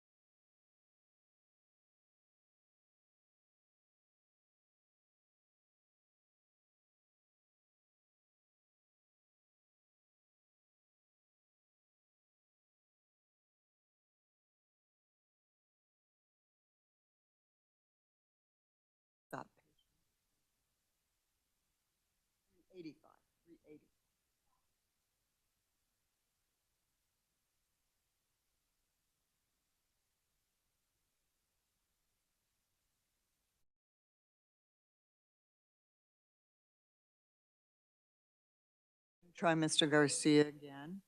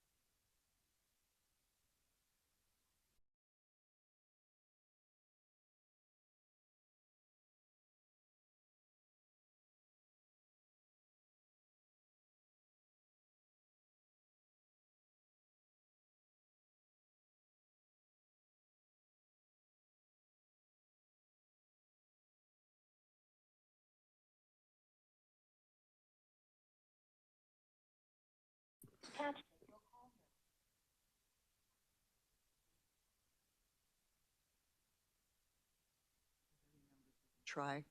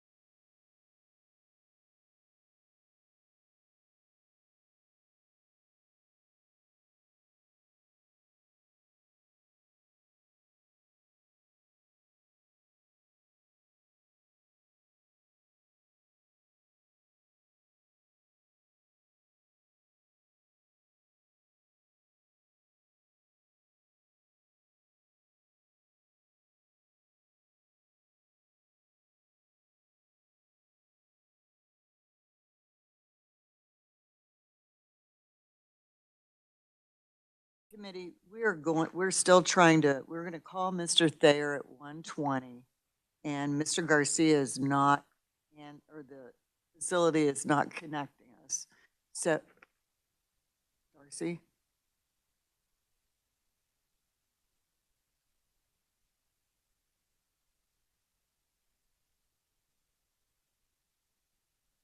Okay. So while we're waiting, thank you for that. While we're waiting, we want to talk about another claim that we need to just discuss very quickly, and that's Mr. Thomas 7446. We haven't been able to reach him through email, phone calls. So what else? Nicole, address. There's just no connection to him. So we have some choices with Mr. Thomas. We can move to carry over the claim, or we've got the documentation, we could review the claim. KLRD can give us a summary and we can take action. So really those are our choices. What's the committee's desire on claim number 7446? We can either carry it over, or KLRD can give us a summary of the claim, we can hear it and make a determination without him being present. Thoughts? Representative Clayton. I have to say, I don't feel comfortable doing something without the inmate present. I know it's been very difficult to get a hold of them, but that's just where I'm at. So are you suggesting then that we carry it over? Is that what you would prefer? Yes. Anyone else? Any thoughts? Any discussion? Well, Sarah Cruz, I can't see. Do you have any thoughts on that? Why don't we go ahead and carry it over then, if no one's got any strong feelings about that, and we'll give them one more chance. So let's say if the next time we meet, which is September 9th, and we still haven't been able to reach him, we're probably going to have to make a determination. Do you need official action? Motion. Why don't you make that motion? All right, I move to carry this over. Second? Second from Representative Tarwater. So claim number 7446. Any discussion? Okay. All those in favor say aye. Any opposed, no. Aye. 7446, thank you, will be carried over to the next meeting. So we try either Mr. Garcia or Mr. Thayer. You choose. Need to reach them both.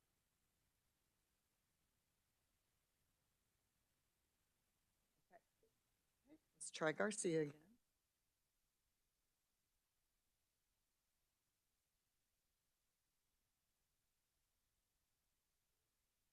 Trying Mr. Garcia, claim number 7455.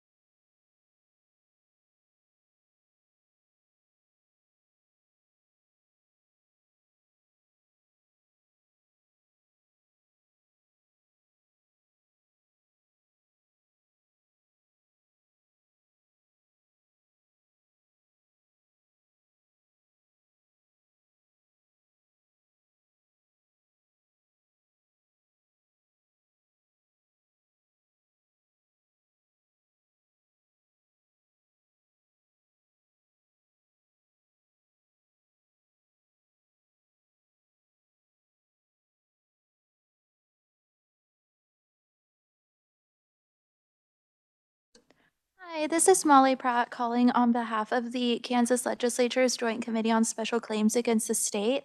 Is Mr. David Thayer available?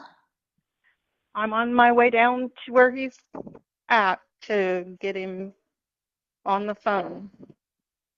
Do you know about how long that would take? 3 or 5 minutes.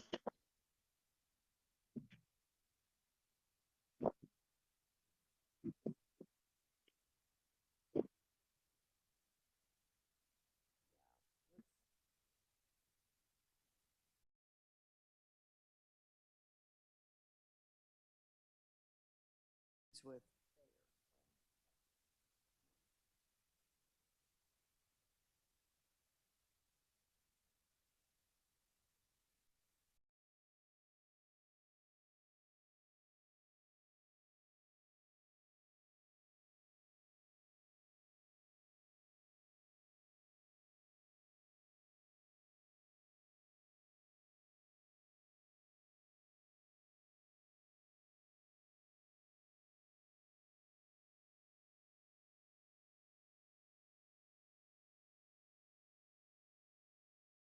All right, committee, we're going to change up Mr. Thayer's claim number 7448 while we're actually physically waiting for him. We have all the documentation and the KDAD's attorney is on WebEx. And so we would like to begin with his information first. So look at claim number 7448, Mr. Thayer, Larned State Hospital. They are going to get him and he should be with us in the next 3 to 4 minutes. So Mr. Langford, are you with us still? Yes, I am. Can we begin with you since we do not want to take up any more of your time? As long as the committee feels it's appropriate for me to speak about this without Mr. Thayer present, I'd be happy to. I think we're good. We're just waiting on him to join us, and we've got all the documentation. So if you would just clarify, please, that would be fine. Okay. There's not much to add from KDAD's point of view that hasn't been provided in the written summary. I think it would be important to emphasize that Mr. Thayer is claiming $999.99 for each of 48 photographs that he claims were lost by Larned State Hospital. He has not, as far as I can tell, provided any sort of evidence that would justify such a claim for a photograph or all 48 photographs. And as was indicated, I'd be happy to answer questions that you have, but Larned State Hospital has been unable to provide documentation of what happened to the photographs. In talking with the employees of Larned State Hospital, they have been unable to tell me what happened to the photographs. So from KDAD's perspective, I could only speculate, but it does appear that they were confiscated at one point. The main thing that KDADs would like to consider the committee to really look at is the lack of evidence for the sort of outlandish amount that he's requesting for each photograph. And that would really be all. Do you have any questions for Mr. Langford while we're waiting on Mr. Thayer?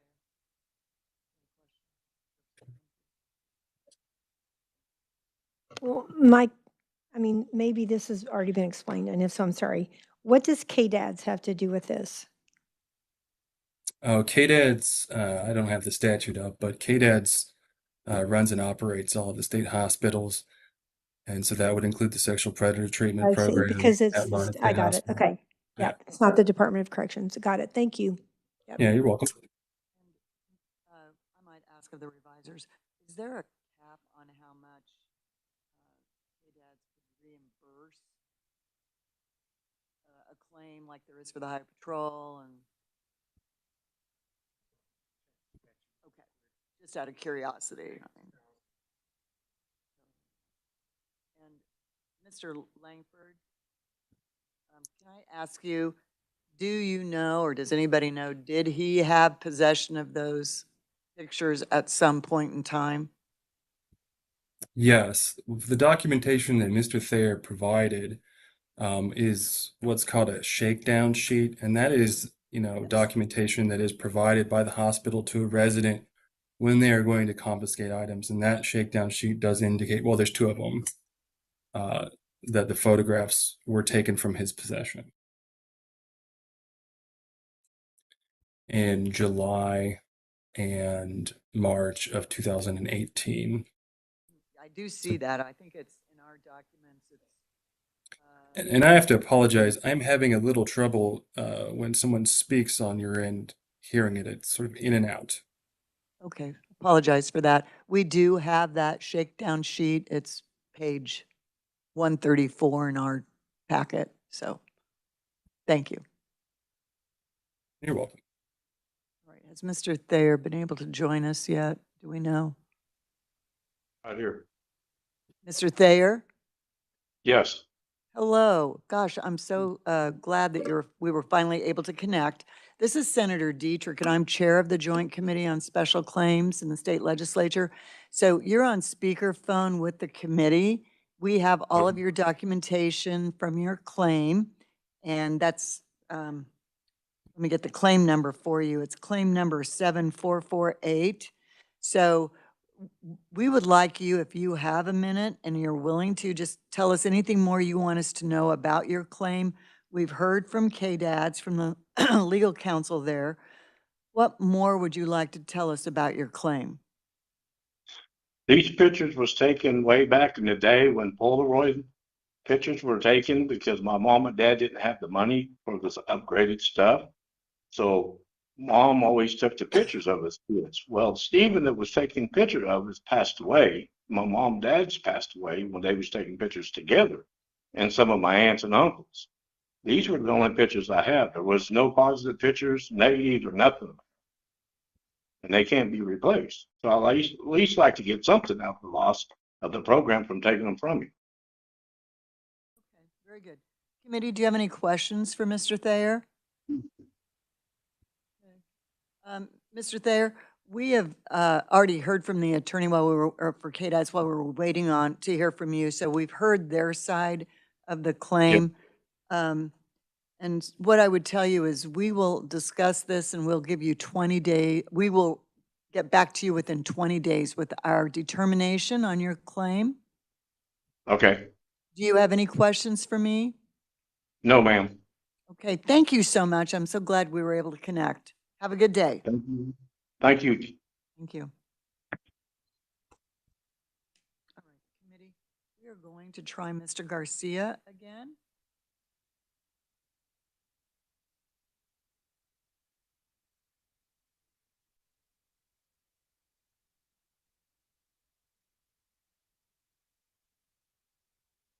The maximum that KDADs can reimburse or pay out on a claim is $1,000. Is that correct?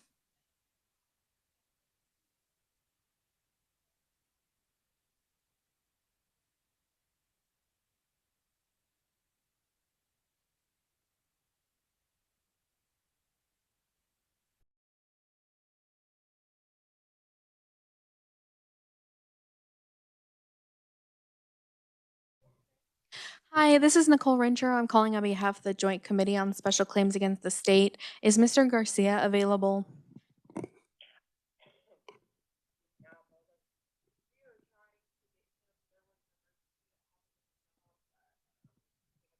Our staff too, so we have not been able to pull him from his cell, but they are at the end of that situation, and hopefully they're going to be able to get him. He is prepared and ready.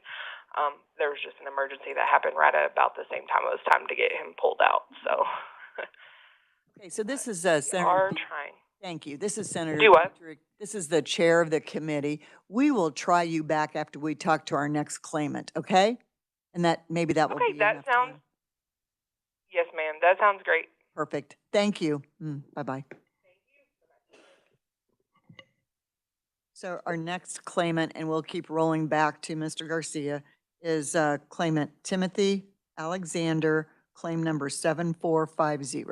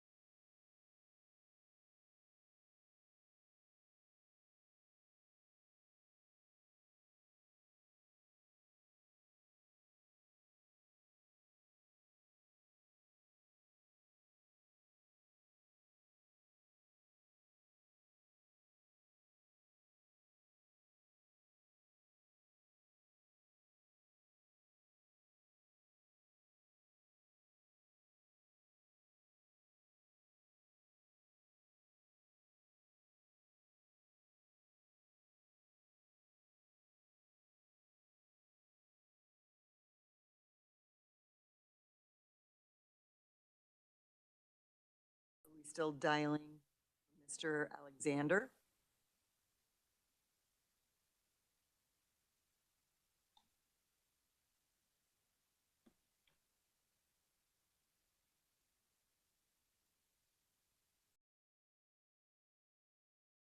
Is he still?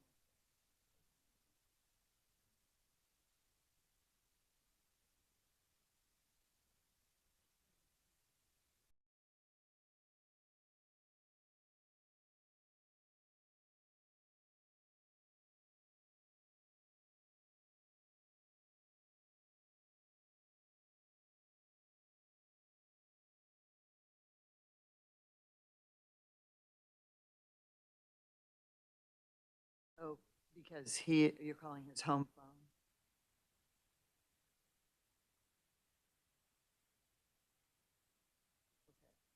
he's not incarcerated. He's outside the facility, so we're trying to reach. Let's give it one more chance.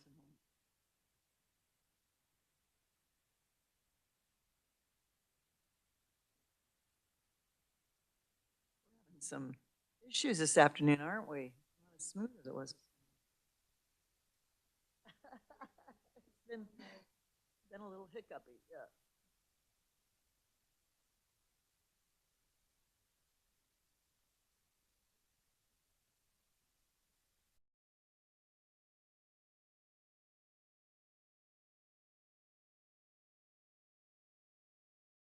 Trying to reach Alexander.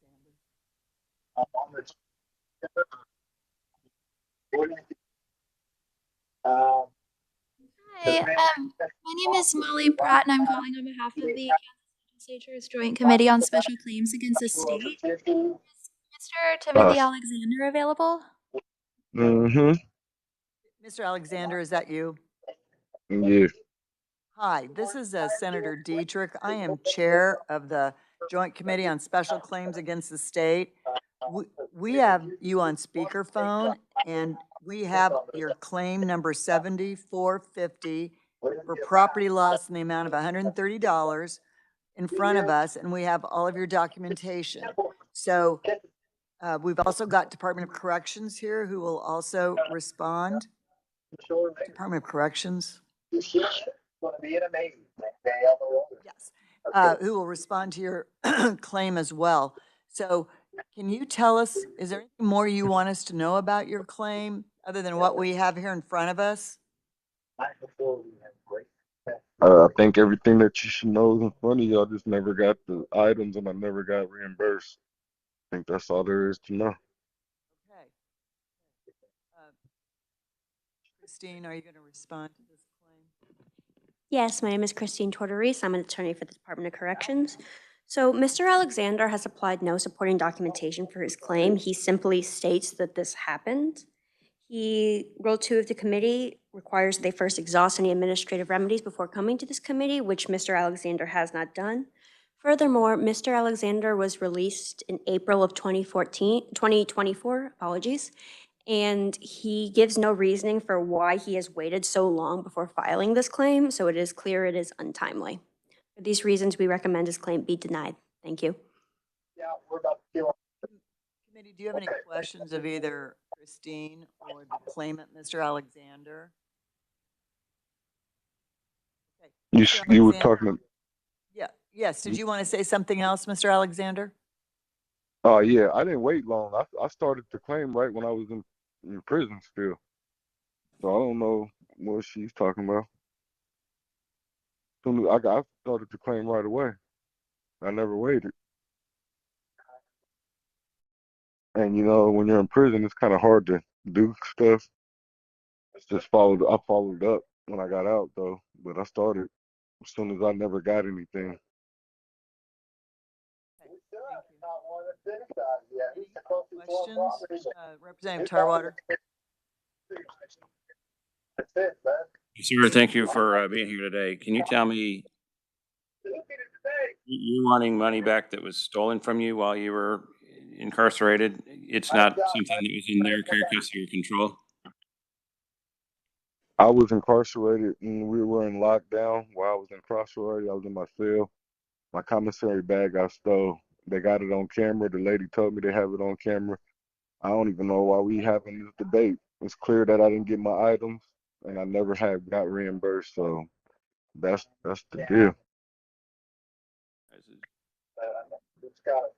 So it was in their care, custody, and control, and they didn't give it back to you, or was it stolen from you?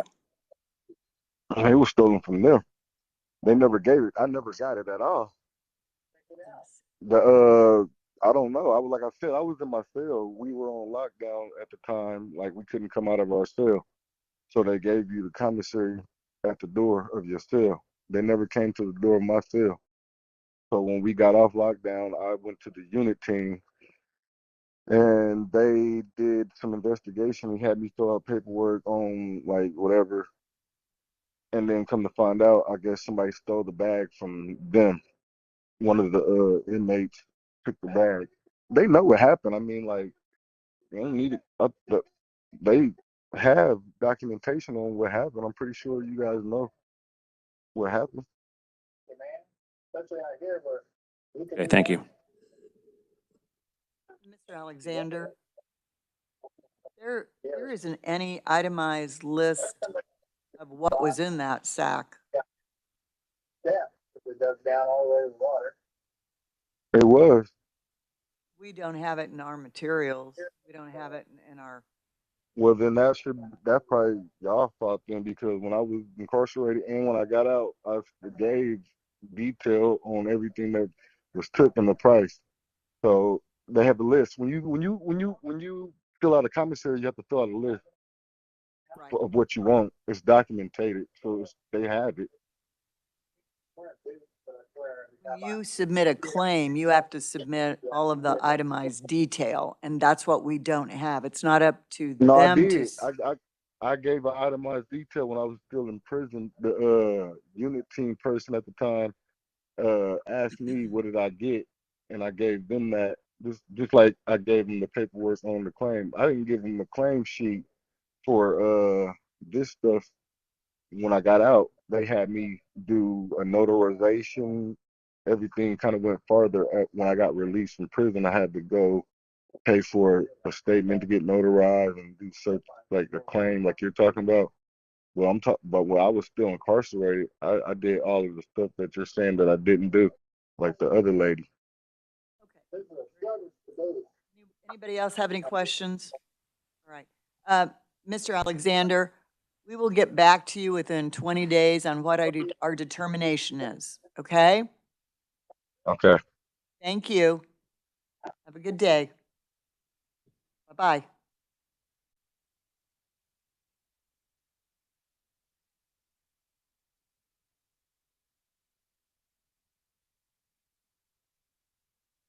So just a little bit of clarification about this claim. KLRD staff originally did not accept the claim and sent it back because there was no facility denial claim form. Timothy Alexander reached out and said that he was not able to get one. After speaking with KDOC, they could not find one, and speaking with the revisors, we determined that he could still submit the claim without having the facility denial form.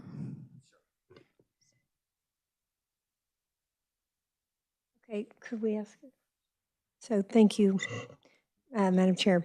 So if I understood, he did file a claim with KDOC. They denied it, but then we couldn't get the documentation, so it seems like he didn't fill out a form.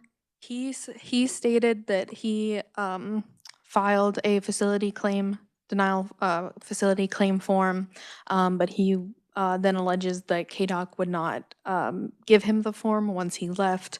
As I said, when speaking with KDOC, they were not able to find a form.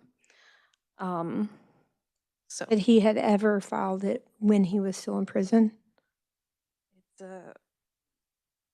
claimed he did. He alleges he did, yes. Okay, thank you.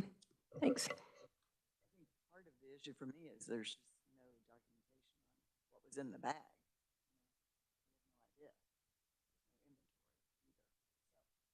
Oh, yes, Representative Tarwater. I have a question for the attorney. So in his written statement, it says that you know who stole it. He identified the person that stole it. Is that on you guys? There is no record of that in our records. Again, he does not give, oh, he does say, he was released on April 15th, 2014. He does not give a date of the alleged loss. He does not give us hardly anything to look off. I did search that resident's disciplinary history. I could not find the DR he was speaking about. Okay, thanks.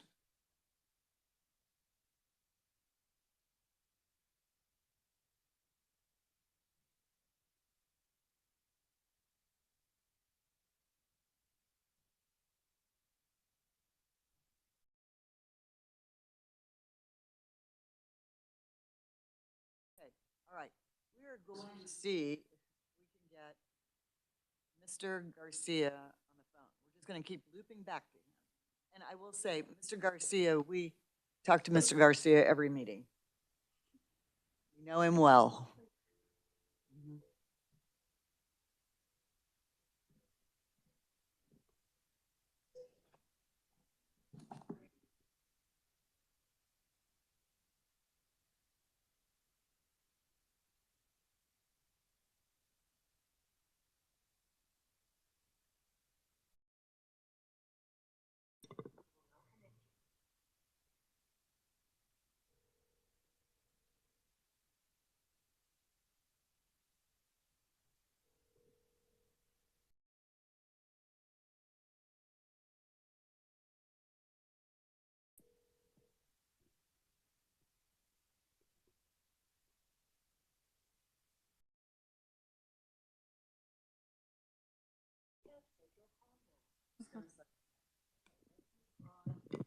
committee, we're still not able to connect with Mr. Garcia. So we're going to move on, if we can reach them. It is a little bit early. We're going to talk about claim number 7431, which we have a little bit of a question about. We've had difficulty getting in contact with this claimant. Research, Nicole, what are we going to try and do? Do we have a good number to call? We have no good number. Okay. Why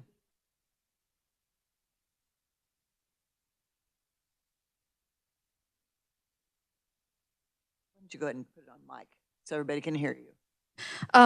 So for David Brooks, he is a former inmate, but he is out now, and we were able to send him a notice of his hearing. We did not receive a response from him, either saying if he was going to be in person or if he provided like additional contact information to call him or to send him a WebEx link. So we are not sure if he will be here today or not. Okay, well, we don't have him in our audience. Right. Well, if you want, we can wait until 2 o'clock and see if he shows up. Otherwise, we'll have to figure out a way to deal with his claim. It's $150,000 personal injury. So we'll give it till 2. All right. Next is DeMont Williams, and he's got 4 claims. We will group together his personal injury claims into one discussion. So that would be 7437, 7438, and 7433. I believe he's going to be on WebEx. Is that correct? Yeah, why don't you go ahead and call him. He is also no longer incarcerated, so we will be calling his phone.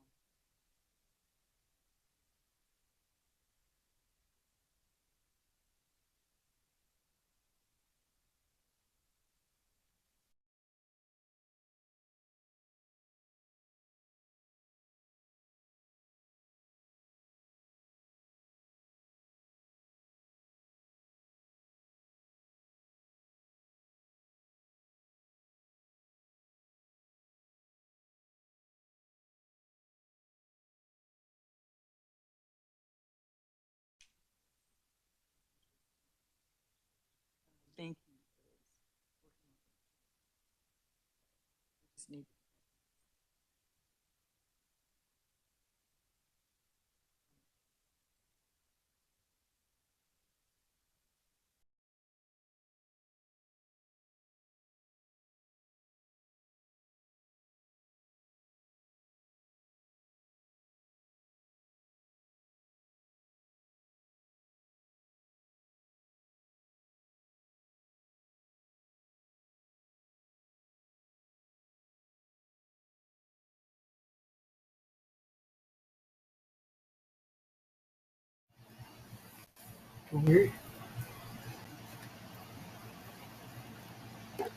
Mr. Williams?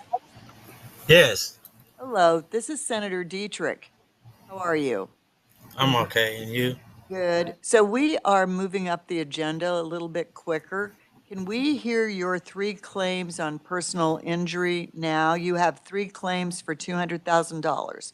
Claim Yes, ma'am. number 7437, 7438, and 7433. Yes, ma'am. Okay, so as you know, I'm chair of the committee, and we have you on speakerphone, and so we can hear you and you can hear us. We've got all of your documentation, and we have Department of Corrections here to give us their side of your claims. So what we'd like to do is, if you would like to, do you want to tell us anything more about those 3 claims for personal injury? Yes, ma'am. Uh, I'm trying to get it together right now, and I have bipolar disorder, schizophrenia, and I get excited when I get to talking and stuff. But I put something together that will help me talk to y'all better, if you don't mind. Is it brief? Yes, ma'am. Yes, go ahead. You want to read something to us? Okay, here's a possible way to present your case. You could say, Your Honor, I have bipolar disorder, schizophrenia, and a learning disability, which may affect my ability to process information and communicate effectively. I also stutter when I get excited. I'm here today because the Lansing Correctional Facility was negligent in their duty to protect me, resulting in 2 separate attacks and significant injuries. The incident reports from October 2nd and 7th detail these attacks, and the injury claim reports show the extent of my injuries, including stab wounds and a broken hand. I reported these issues to the prison administration through grievances and Form 9s, but they failed to take appropriate action. Ms. Peepler, my unit team manager, can testify about the prison's knowledge of these security threats. I also have a recording of her acknowledging the incident, my medical records documenting my injuries, and medical claims detailing the cost of my resurgery, which was delayed by the facility. A letter from Dr. Wilkinson, who performed my resurgery, further supports my case. The report confirms blood was found in my cell, but doesn't address my safety concerns, and I was instructed not to return any further paperwork, which raises concerns about transparency. In conclusion, the evidence clearly demonstrates the facility's negligence and failure to protect me. I urge the court to consider the severity of my injuries and the lack of action taken by the prison administration. I believe I am entitled to compensation for the damages I've suffered due to their negligence. Okay, thank you. Mr. Williams, can you Yes, tell us why you landed on $200,000 for each incident or each claim? They told me that that was the minimum. I couldn't go no higher or I couldn't go no higher or lower. Who told you that? At first, Sandra Elliott said it was too high for $500. Oh, That's what yes. she said, something about $500. Mm-hmm. Okay. And you currently are no longer incarcerated. Correct. Are you, or have you worked with an attorney? I had Michael as an attorney, and he said that he don't work on those type of cases. It's more of a civil or whatever that mean. And now I had called to see if I needed a representative, and they told me I didn't have to have one. Are you planning on going to court? I'm here now, Your Well, Honor. we're not a court. I mean, DeMont, you and I have talked about this, DeMont. We're not a court. right, we're just a committee. right. Right. Okay. Committee. I hope not to, but I got hurt, man. I'm not gonna lie to you. I'm not the toughest person in the world, and I'm not weak either. It was I could have died in that cell, and seriously, nobody came. Nobody came. If they would have hit me in the right places, I wouldn't be right in front of y'all today. Mr. Williams, committee, do you have any other questions? Otherwise, we'll hear from the facility. Do you have any questions? Or from Department of Corrections? Okay, Mr. Williams, will you hang on a second? We're going to hear from Department of Corrections, okay? Yes, ma'am. Okay, go ahead, Christine. Christine Tortorese, Department of Corrections. Thank you, Madam Chair. So this is a very complex claim with Mr. Williams' 3 personal injury claims. Further, according to federal HIPAA statutes, I cannot discuss his medical care or alleged injuries. Therefore, we recommend this claim be dismissed without prejudice. Therefore, the courts can take this matter where it can be discussed fully. Thank you. Yes, revisor, comment? When did the incident occur? Is it He, just one incident? He's got 3 claims for, he alleges that he was assaulted on October 2nd, 2024, again on October 7th, and then he takes issue with some of the medical care he received. Again, because of HIPAA, I cannot get more into detail than that. so he alleges 2 different assaults about a year ago. Yes, sir.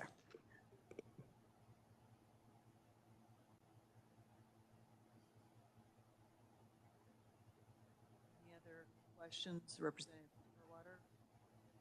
Just a quick, can he verbally release you from from HIPAA to discuss his injuries? I am unsure, especially considering Mr. Williams' stated mental conditions, if he has the capacity to waive that. I would not feel comfortable discussing it without something in writing. Thank you. Okay, any other questions? Senator Haley? Yeah, thank you, Madam Chair.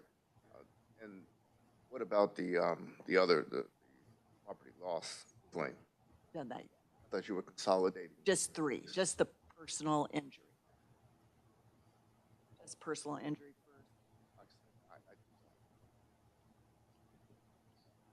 first. Questions? Oh, I'm sorry, Senator Haley. Thank you. So we just heard that there were 2 assaults. And then 1 complaint about medical care. That would be the 3rd. Thank you. Representative Humphries, did you have a question? Just wondering if you would agree that there is video recording that you all might be able to provide. There is preserved video footage of this Okay. alleged incident. I cannot provide it to this forum as it is open. Okay, but It has been preserved, yes, ma'am. that was my question. Is it preserved? Nothing's going to happen to it? Yes, Madam Representative. Okay, thank you. Any other questions or comments? So one thing is, as the revisor told us, he does have time to take this through the court system. And if there's video preserved, that would be the evidence, right? Correct. Any other questions? Mr. Williams, Yes, ma'am, I'm here. stay on the line because we want to take up your personal or no, I'm sorry, not your personal injury, your property loss for $282.45. So let us pull that up. That's claim number 7447. Committee. Take a look at that. You remember that claim, Mr. Williams? Yes, ma'am, I do. Is there anything you want to tell us about that? Well, on that day, they said they came and got the 2 boxes out of my cell, but they never mentioned the bag that I had in my hand in the report. The bag that I had in my hand held all my commissary and my shoes, and it clearly showed or states that they only took 2 boxes, and they clearly showed and state that I came out the room with 2 boxes and a bag. Okay, thank you. And I see you've got the itemized list here. Yes, ma'am, I did. See that. Department, do you have any questions, committee, before we hear from Department of Corrections? Okay, Department of Corrections, Christine, would you like to address this? Thank you, Madam Chair. So again, the video footage proves that residents did not take anything out of Mr. Williams' cell at the alleged time until it was properly packed out. It also states that he re-enters the cell with 2 boxes and a large trash bag. It does not state the state of that bag, whether it was empty or full. It is very possible that everything was consolidated into the boxes, but the fact remains that the full trash bag was not taken out of his cell by residents. Furthermore, he claims that was full of commissary, which we do not reimburse for, as it is impossible to tell whether it was stolen or whether the resident just consumed it. So if say it was a bag of chips, if he ate it or if it was taken.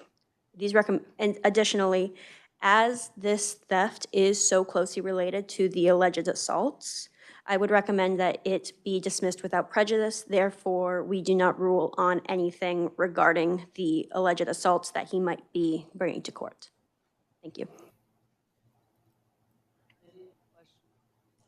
Yes.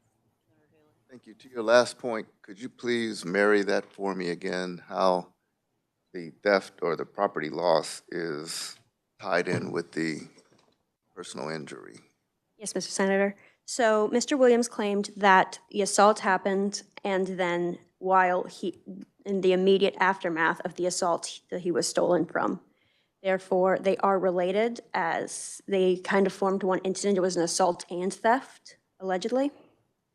So if we rule that one happened, it implies some validity to the other, which would be an issue for the courts should Mr. Williams choose to pursue that route. Does that make sense? Thank you. Any other questions, committee?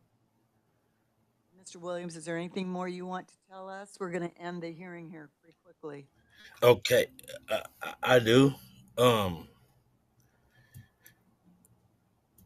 always believed in, no matter what happens, the fact you can't lie about it. The incident happened. I couldn't make this up. I filed for the video footage to be obtained, and legal services for prisoners is helping me with that. And about the commissary, when the incident happened, as you can see, I have printed documentation that I had commissary, and I obtained commissary since I've been there. And then when they transferred me to the hospital and came back, I didn't have nothing. I didn't have no commissary. I didn't have my sweats. I didn't have my shoes. I didn't have nothing. They had to issue everything back to me, statewide stuff. But the point of me saying this is I cannot make this up. I cannot make this up. All of this happened, and the video is going to show it. So, thank you, Mr. Williams. Appreciate that. Senator Haley? Yes, thank you, Madam Chair. Can you hear me, Mr. Williams? Yes, sir. Who's speaking? Yes, sir. This is Senator Haley, member How of the you doing, committee. sir? Fine, and you, sir. You said that when you came back that there was some of your commissary that was missing, that there was some reissuance. They gave you something back, that there was something returned to you? Yeah, what I mean by reissue, meaning like clothes wise, socks, boxers, a tube of deodorant, a tube of toothpaste, one of the packages, indigent packages that you receive when you come from like booking in jail, and it's like indigent, so you don't have to pay for it or nothing. Because I didn't have nothing. I didn't have nothing even to wash my butt with. Yes, sir. They gave me all new stuff, a new jumpsuit, a new fresh towels and stuff like that. Great. Well, sir, on balance, then, for your loss, you said 282 some odd cents loss. Yeah. Of that was replaced, though, in other words, if it was replaced, how much would that be offset from what you lost if you got None. everything back? None. You got None. everything back? No, I didn't get none of my stuff back. I didn't get none of my stuff back. They issued me all like news, indigent stuff, pants, the stuff that you get when you first go into Orient intake. You know what I mean? You, you see what I'm saying? Like, yeah, I purchased my shoes. I purchased my sweats. I also purchased the canteen that I had. I even purchased a radio. I could tell you an instant that when they told me after the second attack that I couldn't go back onto the yard, and all I wanted while I was in SEG was my radio that I paid for, and they wouldn't give me that, because it was gone too. So I had to sit in there for like 3 months with nothing, pacing the floor like I normally do. Okay, I got it. All right, I appreciate it. Thank you, sir. Thank you, Madam Chair. Williams, thank you. Again, Your Honor and Senator, I get excited when I can't talk really because I want to get it out so bad. Mr. Williams, you're doing fine. We understood everything you said. Really, you did a great job. So thank you for talking to us, and we will get back to you within 20 days on our determination, okay? Yes, ma'am. All right, thank you. Appreciate Have it. a blessed day.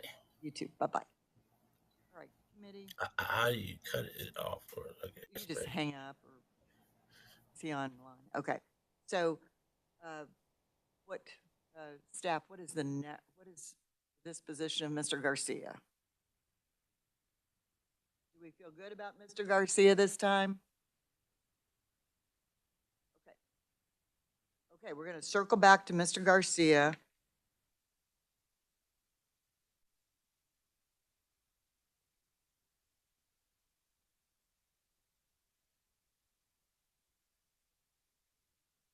Number 7455.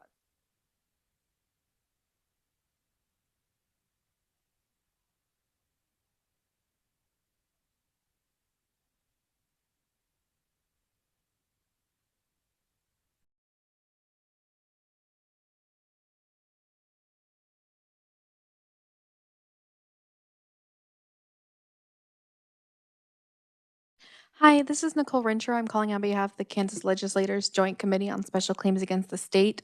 Is Mr. Garcia available?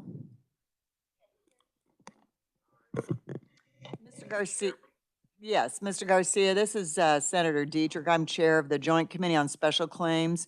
So the committee is hearing your claim number 7455, and and you've done this before, so I think you know the process. This is a property loss of $40.37, and we've got all your documentation.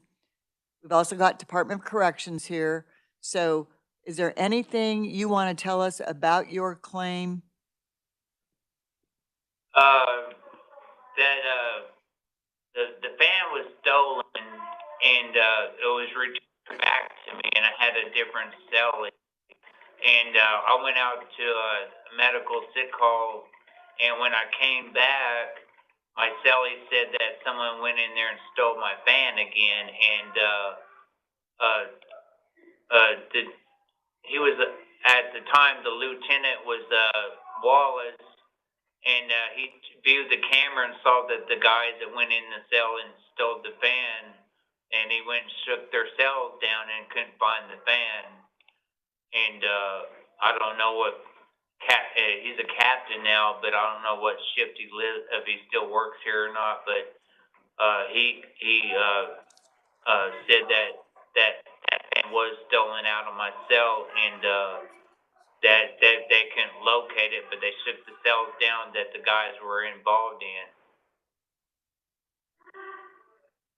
Okay, thank you. Committee, do you have any questions for Mr. Garcia? Okay, Christine, would you like to talk to us about the position of Department of Corrections? Thank you, Madam Chair. So this alleged loss happened on July 26, 2023. Mr. Garcia provides documentation of a timely filed but unexhausted property claim for this incident, which Rule 2 of the committee requires that they fully exhaust before coming here. Mr. Garcia also does not give a reason why he waited almost 2 years between the alleged loss and the committee and filing to come to this committee. For these reasons, we recommend that his claim be denied. Thank you. Any questions? That's a lapse of 2 years. I like to say something about that. I turned the claim in, and it's up to the person that's supposed to do the property claims, and they kept telling me that they were going to do it, and I waited and waited, and no one would. I always would bring it to their attention, and they kept telling me to go to this person and this person to do the property claims, and every time I went to that person, they said, "Oh, it's too late.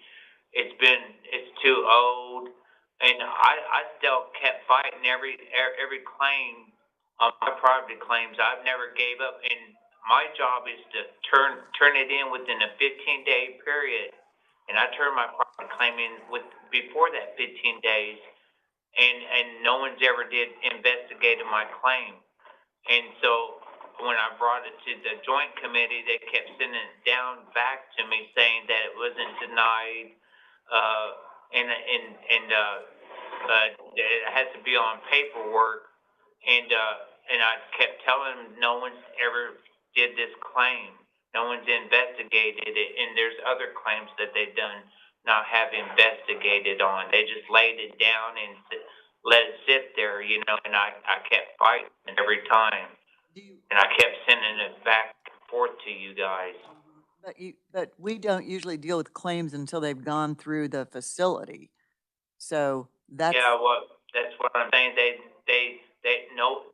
have these unit teams now instead of the property claim officer to do them. Ms. Perkins is the property claim officer, and she has these unit teams do the investigation on property claims. And like if I went to the hoe or something, then that delays the property claim for that unit team's got to transfer it to the other unit team. And I think that's where it may have gotten lost. Okay. But I'm not for sure. But I know I kept my end of the property claim procedures. It doesn't say I have to do their job, you know, because if that was the case, I would just have my fan replaced to me. That's my question. You know, I asked for my fan to be replaced or give me my money back, you know. Mr. Garcia, but I did my part on this. Garcia. It wasn't, I didn't wait 2 years later. I've been fighting it ever since. Mr. Garcia, this is Senator Dietrich again. Hey, that really actually was my question. It's been 2 years. Do you not have a fan? I do not have a fan. Did they offer to replace your fan? No, they didn't. Okay, so you've just been waiting for 2 years to get a fan? Yep, because now that I can't afford a fan and they don't cost $40 anymore, they're like $56. And it's an 8-inch fan. All right, very good. All right, committee, questions of Mr. Garcia or Department of Corrections? Thank you so much for visiting with us, Mr. Garcia. We'll get back to you within 20 days as to what our decision is. Thank you. Thank you. We've got too many.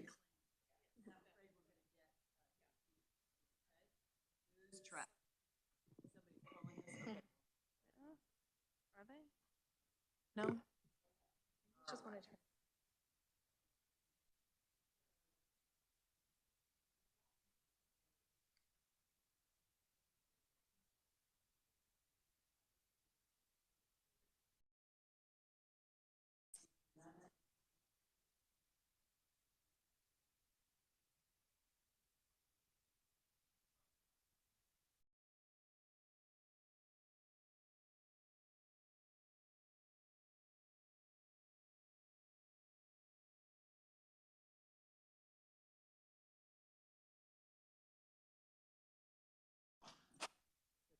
what would you like to do with claim number 7448, Mr. Thayer, Lawrence State Hospital? Representative Tarwater, did you have a thought?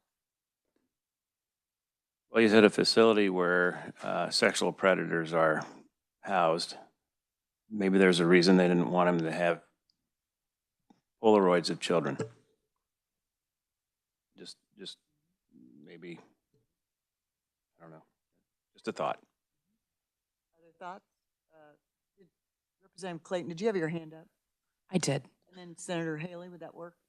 Representative Clayton? So if we look at page 134 on the morning claims list, he kind of listed some of the pictures. And so part of the problem is that I don't know if some of them are, we have like a son, a stepson, pictures that were taken with his mom and dad that are passed away now and taken with aunts and uncles. So some of them might be pictures of victims, some of them might not be. So I just wanted to point that out, that it might be a mixed bag here based on a page 134 of the morning packet.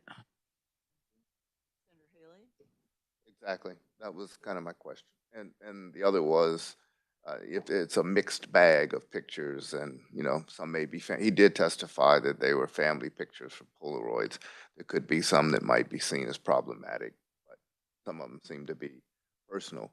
That was the first part, Madam Chair. Second is, how did we reach the value of 999 point whatever per picture, or the value for that?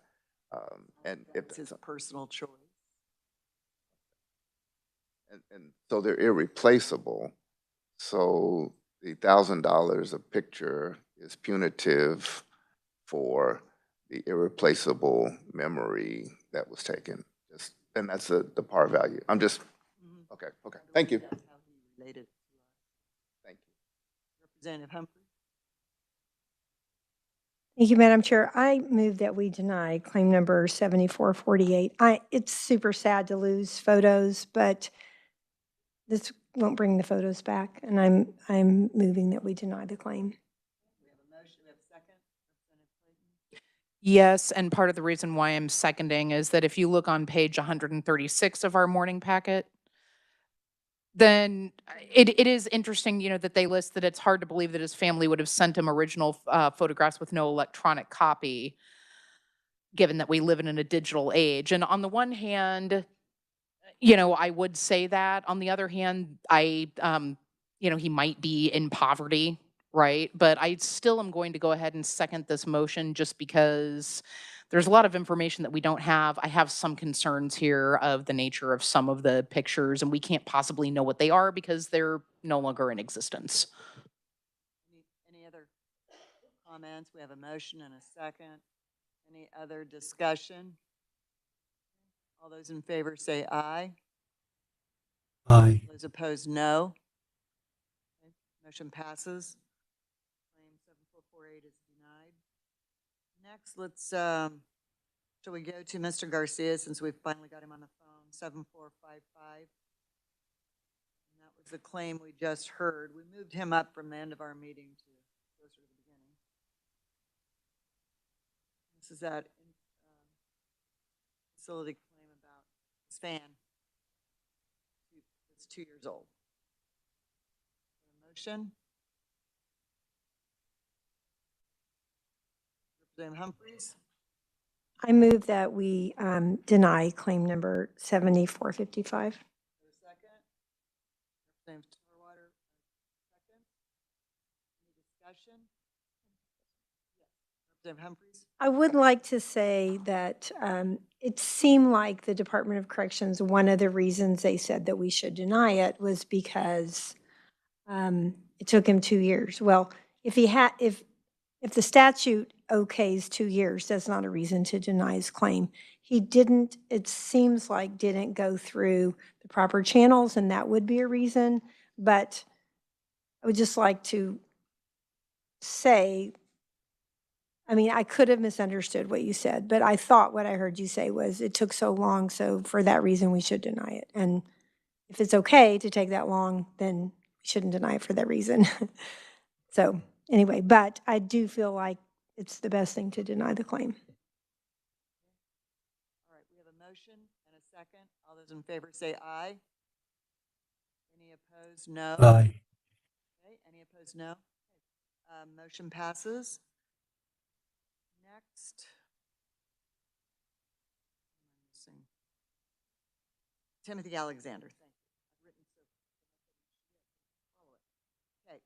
Okay, claim number 7450. This is Timothy Alexander, property loss, $130. Any motion?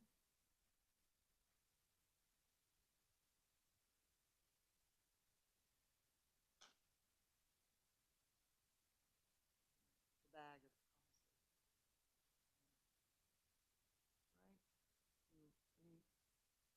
I'm looking for a motion. What's the committee's desire?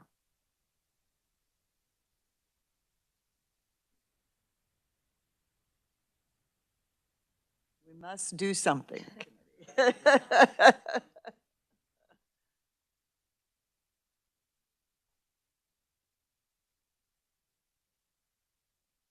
Representative Clayton.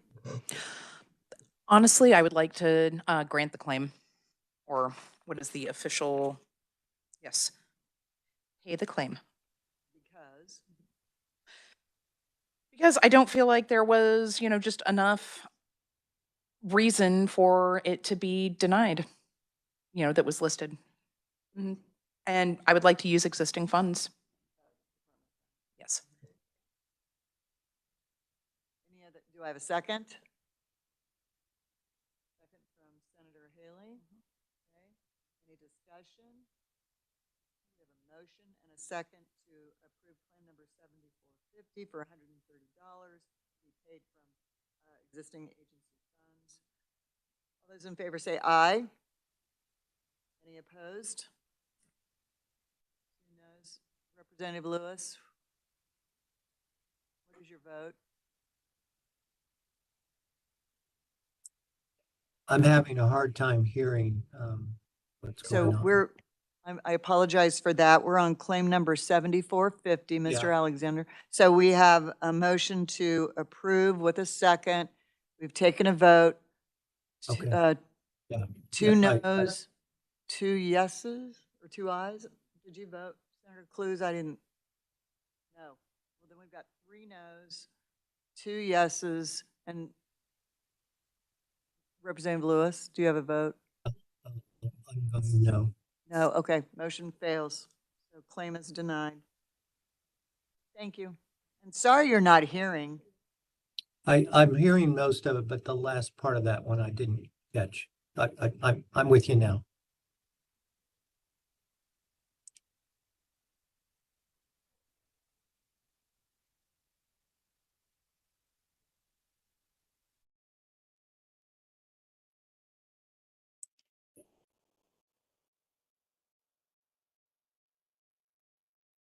Representative Tarwater. I'd like to just go ahead and make a motion to deny that claim. Is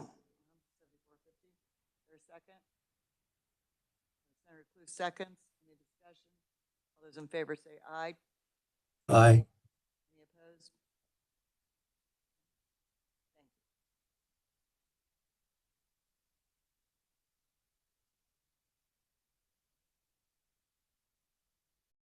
you. Yeah, let's go to DeMont Williams. Yes, just a second.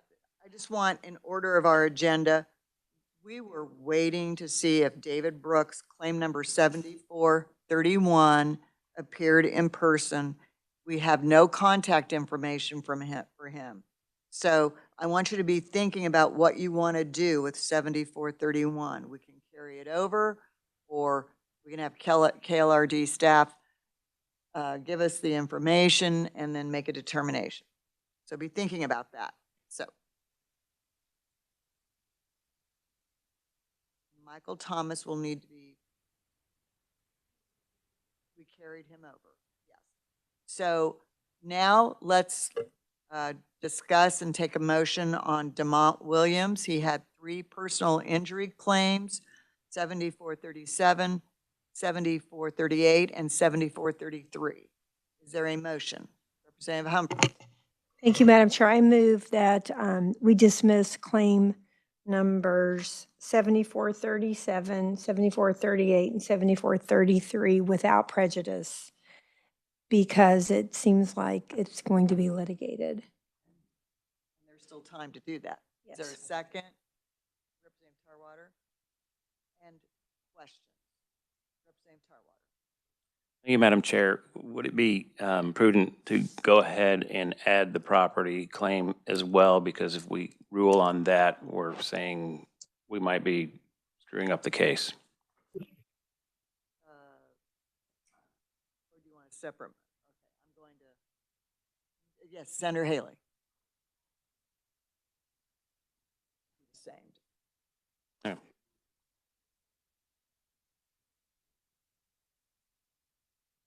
Is your motion going to be dismissed without prejudice? Or you want to pay it? Okay, we probably need a different motion. Yeah. Okay, so right now we have the three personal injury claims dismissed without prejudice. We have a motion, second. Any further discussion? All those in favor say aye. Any opposed, no. Aye. No one's opposed. Okay, very good. Dismissed without prejudice. All right, now we'll go to the property loss of $282.45, and it's claim number 7447, DeMont Williams. Senator Haley, you wanted to make a motion? Madam Chair, I was going to make the motion that we just pay 100, as we did with this morning. We had another, it was a similar one that we've already done. It sounded pretty similar, even though they asked for much, much more. But $100 of the property loss. I am fuzzy on, you know, how much was reimbursed or what came back or what the quality of it was. We've had amortization for value, but it's apparent that he got something back, but it doesn't seem to be in dispute that he did sustain the property loss. How that ties in with personal injury, I'm not exactly still sure. I don't think we have a second yet, but I need to ask a question of Department of Corrections on that, if you don't mind. No, please. Were those commissary items in that bag?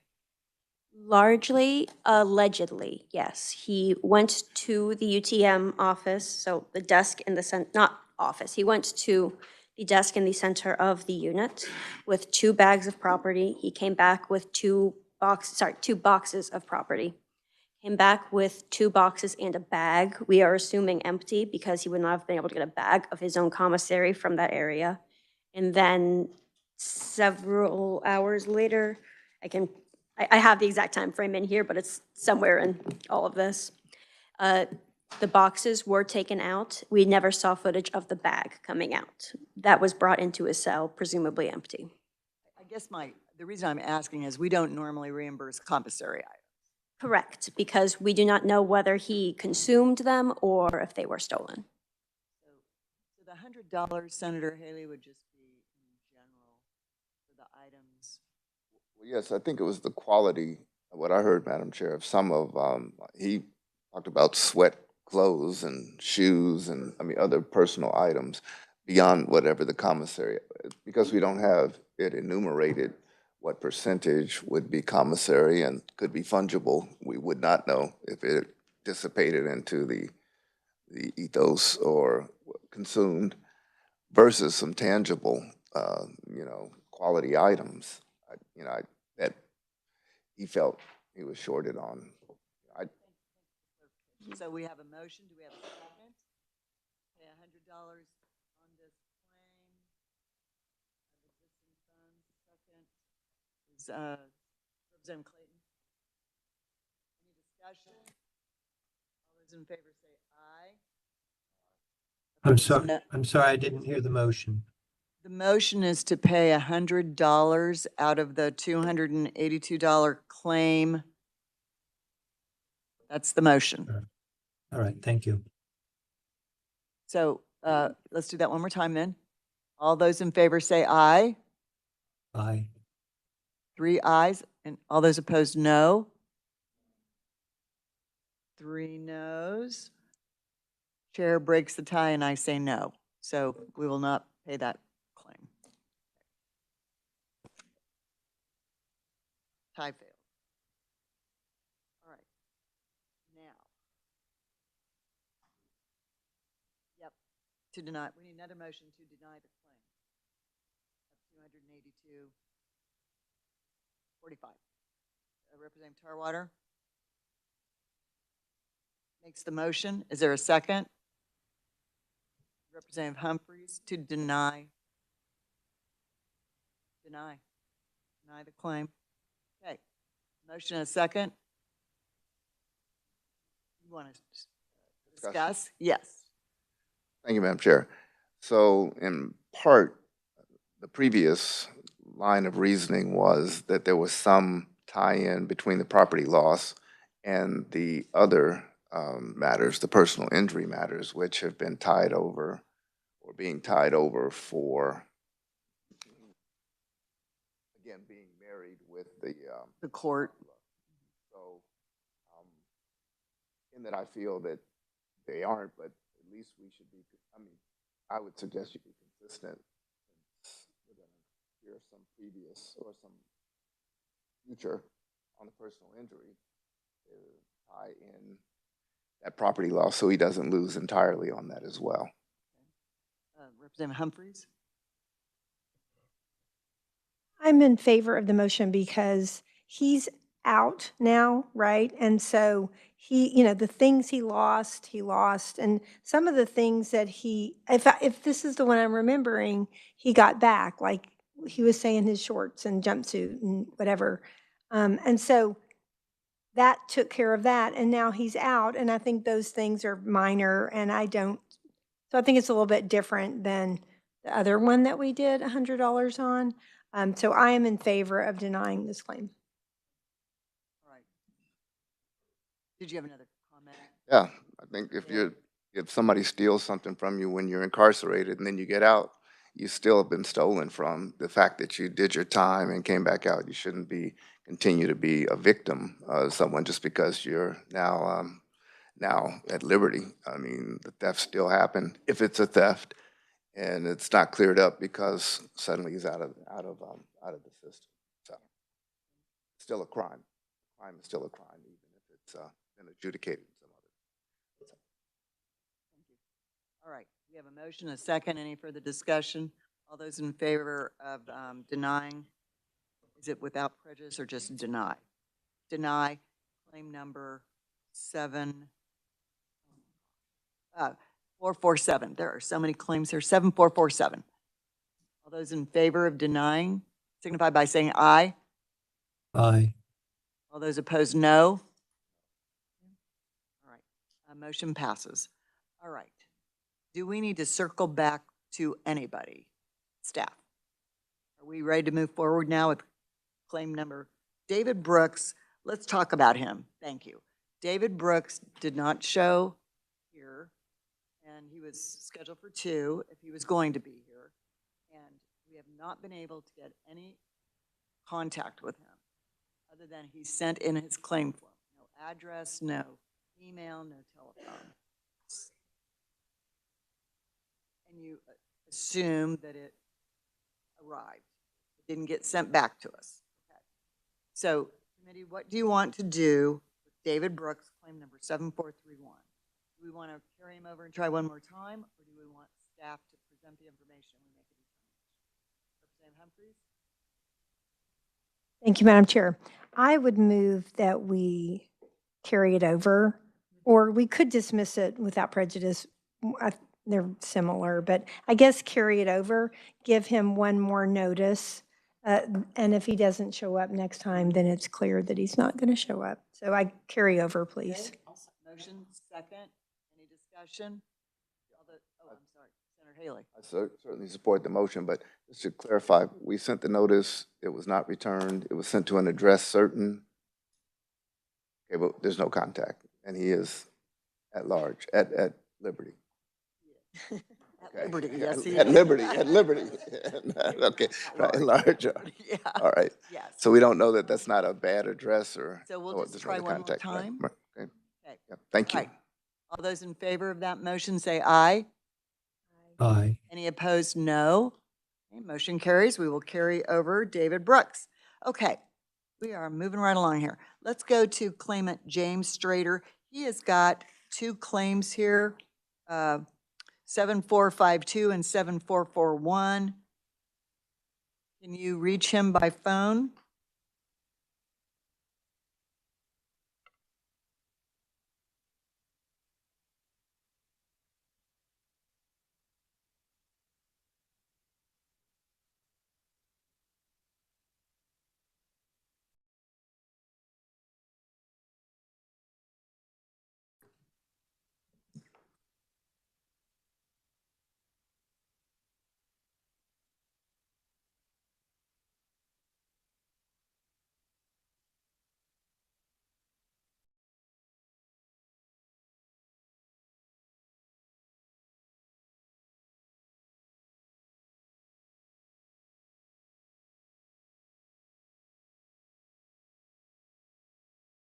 You dialing?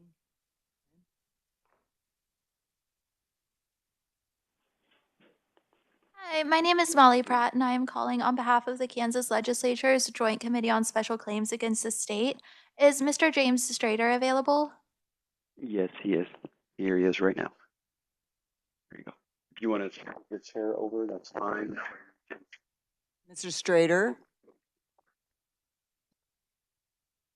Mr. Strader, can you hear me? Yeah, I can. Hi, this is Senator Dietrich. I'm chair of the Joint Committee on Special Claims in the Uh-huh. state legislature. Hi, you have filed two claims with us, claim number 7452 for $100,000 and claim 7441 for $3,800 property loss. We have your documentation in front of us. You are on speakerphone with the committee, so we will give you a chance in just a minute to tell us about those two claims. And then we'll get Department of Corrections, we'll give them the opportunity to give us their side of the two claims. And then in about 20 days, we'll give you our determination on what we found. Does that make sense? I literally just got the mail today saying the hearing was today too, so. Okay, well, do you remember the claims that you filed? Yeah, Okay, one so, was the one for 100,000 was towards claim, and the other one was for lost property and damaged property. I did. yes. So we've, as I said, we've got your documentation in front of us. Do you want to tell us about those two claims? Give us any more information? Okay, which one you want to start with? You can start with the larger one, the 100,000 personal injury. Okay, Or I guess it's with, personal injury is, it's well, not really it's personal injury. Is it It's personal discrimination? injury. It's kind of bridge due process, tampering with appeals, tampering with legal mail. There's been a lot of stuff going on. What happened was it kind of dates back a little ways. Some officers broke my neck when it came out that I had evidence of my innocence, and the original suspect was actually working in El Dorado at the time, named Mitchell. After that, everybody started, or all my legal cases started being tampered with, my legal mail, my access to my attorneys. I've actually got two attorneys that's gone on record said they haven't received mail. And then they claim that they didn't have record of me mailing to an attorney for on an appeal. That attorney said he didn't receive the mail. And I know I mailed it. I used indigent envelopes and stamps and every time to mail out to any attorneys. I've had legal mail that's been getting to me a year old. I mean, I just had one that just came from the federal courts that was a year old. It was found in another union team's office that I guess is no longer here. That it was over a year old. They've been tampering with all my appeals. I'm an innocent man in prison. I've got proof and evidence of innocence. And the state of Missouri, when they came forward, they proved innocence over there, and I proved my innocence over there. It also proves innocence over here. And ever since then, and staff found out about that, there's been nothing but torts. Like I said, my neck was broke. I've had problems with my legal mail, problems with my phones, problems with my tablet. They've stolen documentation from Judge Rome. They've stolen documentations from private investigators. It was involved with my attorneys. They've gone out of their way, and some of the people who did all the documentations back then have passed away. So now, in order for me to prove a lot of stuff now, I have to go back all over again, get more private investigators involved, all that. Okay, and that is the first. I mean, they've even messed with my pardon paperwork after Governor Kelly's office reviewed the stuff of my innocence. Her office themselves sent me pardon paperwork. I've had 7 unit teams total. Worked 7 times, 5 unit teams have taken it up front, and it's disappeared. So they're even abridging due process on pardons.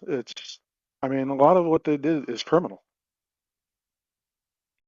So we do have your documentation, your letter to Governor Kelly, request for a pardon. So we do have that in front of us. What Yeah, about? and I'm still going through problems of trying to get that done. And then the last one, Miss Hackney, she notarized the paperwork for the article to be published, and they got it. It went up front, and they said they never got it, and they tried to say I was non-compliant. She said she took it up front herself. I've had Miss Brock take paperwork up. I've had Mr. Ketchum did it twice. Mr. Bartley did it once. Miss Smith did it once. And then Miss Hackney finished off when it started, and when it went up front, it all disappeared again. And then when I asked for an attorney to help with my pardon stuff, they told me it was a conflict of interest and that they didn't have to provide me, even though their IMPP states that they do. Thank you. Would you want to also talk to us about the personal, or I'm sorry, the property loss of $3,800? Okay, yeah. There's been losses of TVs, fans, radios, paperwork, that added up. And for me to replace that paperwork, I got to go back to the courts now to get transcripts. I got to go back and try to get Judge Rome's letter admitting to part of what happened with everything with me. Mr. Rome was removed from the bench, and part of it was for mental health disabilities, and part of it was for acceptance of bribes and stuff back in the past. He came forward before his death in 2014, admitting to some of the stuff they did. I mean, it dates back a long ways with me, and I've been in here and I've been trying to prove my innocence for a long time. And when I finally got the innocence, they started coming after me, and as soon as they got me in cuffs, they broke my neck. They were trying to kill me, and then they hid me.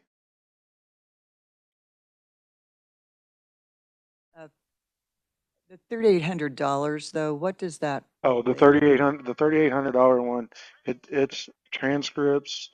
I'm gonna have to get new private investigators involved, another attorney involved. And I got to cover cases that I had filed where their torts got them thrown out. So there's prices on that in court. There's a couple of them, and I think one of the judges in one of the appeals on one of them, the one on Attorney Floyd, where he said he never got my paperwork saying to appeal. I think he just did grant on that one, but I'm not even sure I'm reading that paperwork right. It just says it is so ordered. Yes, thank you. Okay. Committee, do you have any questions for Mr. Strader? If not, we will hear from Department of Corrections. So Mrs. Strader, just stay with us for a minute. Go ahead, Christine. Okay. Oh, and I might, if I can, also add real quick that they had some of the officers did admit to the loss of some of my property. The TV was replaced, but that's the only thing. They have admitted that that did happen, and that they cut cords on some of my electronics. Thank you. Okay. Christine? Thank you, Madam Chair. So Mr. Strader has brought up several things that were not in his original claim documentation. And furthermore, he brings up issues that are beyond the purview of this committee in a 10-minute hearing, such as sentencing issues, pardon paperwork, his criminal charges in different jurisdictions. For these reasons, it is clear that Mr. Strader's claims are ones that would be better handled in court, so we recommend that it be dismissed without prejudice so he may pursue it in that way. Thank you. Are you speaking to both claims? Yes, for both, because in both he brought up things verbally that he did not supply documentation for. Any questions for Department of Corrections or Mr. Strader? Excuse me? You Yes, cut yes, out. I sir. can't hear you. What did you say? You cut out. I couldn't hear you. Oh, I'm sorry. We're having a little technological issue here today. I just asked if the Okay. committee had any questions of you or Department of Corrections. And I don't see anybody who, Ms. Holthouse does have something to say. yes. Ms. Holthouse, I I'll call would her. like to. I would like What? to add one thing that to her and rebuttal on her stuff. Where she said that it's out of their hands and that it should be the courts. The documentation officers' responsibilities are responsible of KDOC, and because of their actions, it has caused loss and personal damage and personal injuries, and their torts are keeping me out of court. Okay, thank you for that. Darcy, would you like to introduce yourself? And Darcy Holdhouse, Corrections Manager 2 with Facility Management for DOC. I just want to speak to 7452. In looking into those, he lists, bear with me, there's 3 claims numbers listed under it. BA0010819, that was withdrawn. So that was taken care of at the facility. It never even came to SOC. The BA0910459, that number doesn't exist. That's not one of our numbers. We don't know That where was a that came grievance, I from. think. I believe that's a grievance. And then And BA10. the claims. Mr. Strader, just a minute. Okay. It's not your turn yet. BA10778 was resolved at the unit team level and was withdrawn. I think you just muted me. Okay. Okay, Mr. Strader, did you want to say one more thing? Yeah, and those claims that they said were withdrawn, they're right. I signed a paper to withdraw them because they told me they were going to replace the property in those claims. They never did it. Okay, thank you. Thank you. Okay.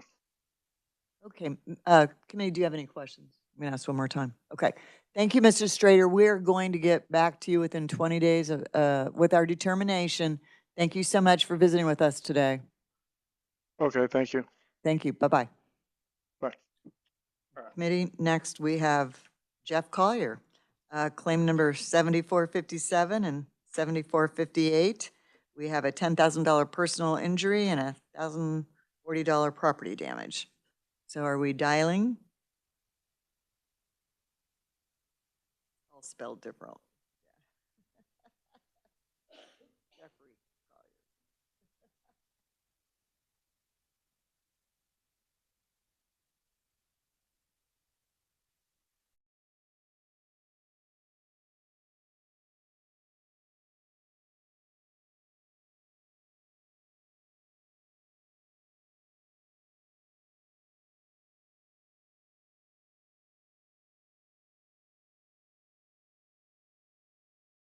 Hi, my name is Molly Pratt, and I am calling on behalf of the Kansas Legislature's Joint Committee on Special Claims Against the State.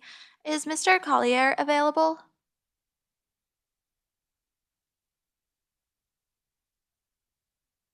Yes, he is. You want me to say something? Mr. Hello? Collier, this is Senator ma'am. Dietrich. Can you hear me okay? Yes, ma'am. Okay, Mr. Collier, I'm chair. This is Senator Dietrich. I'm chair of the Joint Committee on Special Claims Against the State. We have all of your documentation in front of us. You're on speakerphone with the committee. So we have 2 claims from you. One is 7457 in the amount of $10,000 for a personal injury, and the other is Yes, ma'am. claim number 7458, property damage of $1,040. So we will give you a chance to tell us a little bit more about those claims. And then we also have Department of Corrections staff here who will speak to those claims as well. Okay. Okay, all right. So is there anything you want to tell us about your claims? Something that may not be, that you want us to know that may not be in the paperwork, or you want to explain something? Basically, it's all there. It's just that the investigator never investigated the claims. And how did you I got a choose state. $10,000? How'd you choose $10,000 for that claim? off the top of my head. Oh, okay. All right. Very good. I didn't know if you had I didn't, something specific.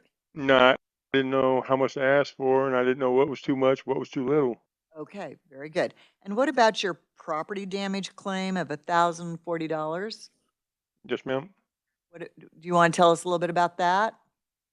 Well, whenever I went to SEG, right, the officers, they have a duty to pack out the property. They're supposed to secure my cell, pack it out, and put it in a secure location, but they never did that.